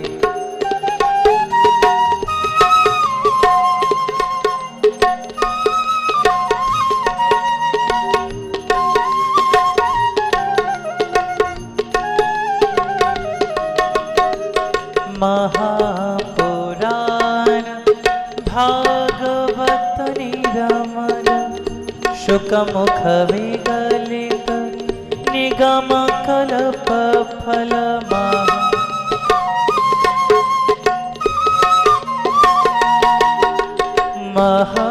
महापुराण भागवत निरमन शुकमुख विगलित निगम कल्प फल परमानंद सुधार समय फल लीला रस रस निधान की। आरती अति पावन पुराण की धर्म भक्ति विज्ञान खान की। कर्पूर गौरम करुणावतारम संसार सारम भुजगेन्द्रहारम सदा वसन्तं हृदयारविन्दे भवं भवानी सहितं नमामि।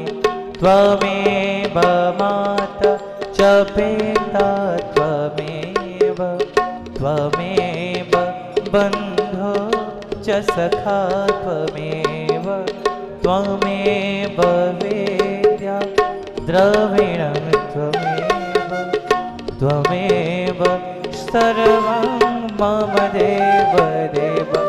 हरे कृष्ण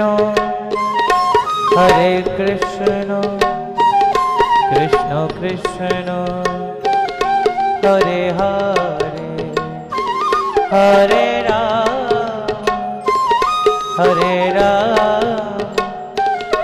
राम राम हरे हरे। श्रीमद् भागवत महापुराण की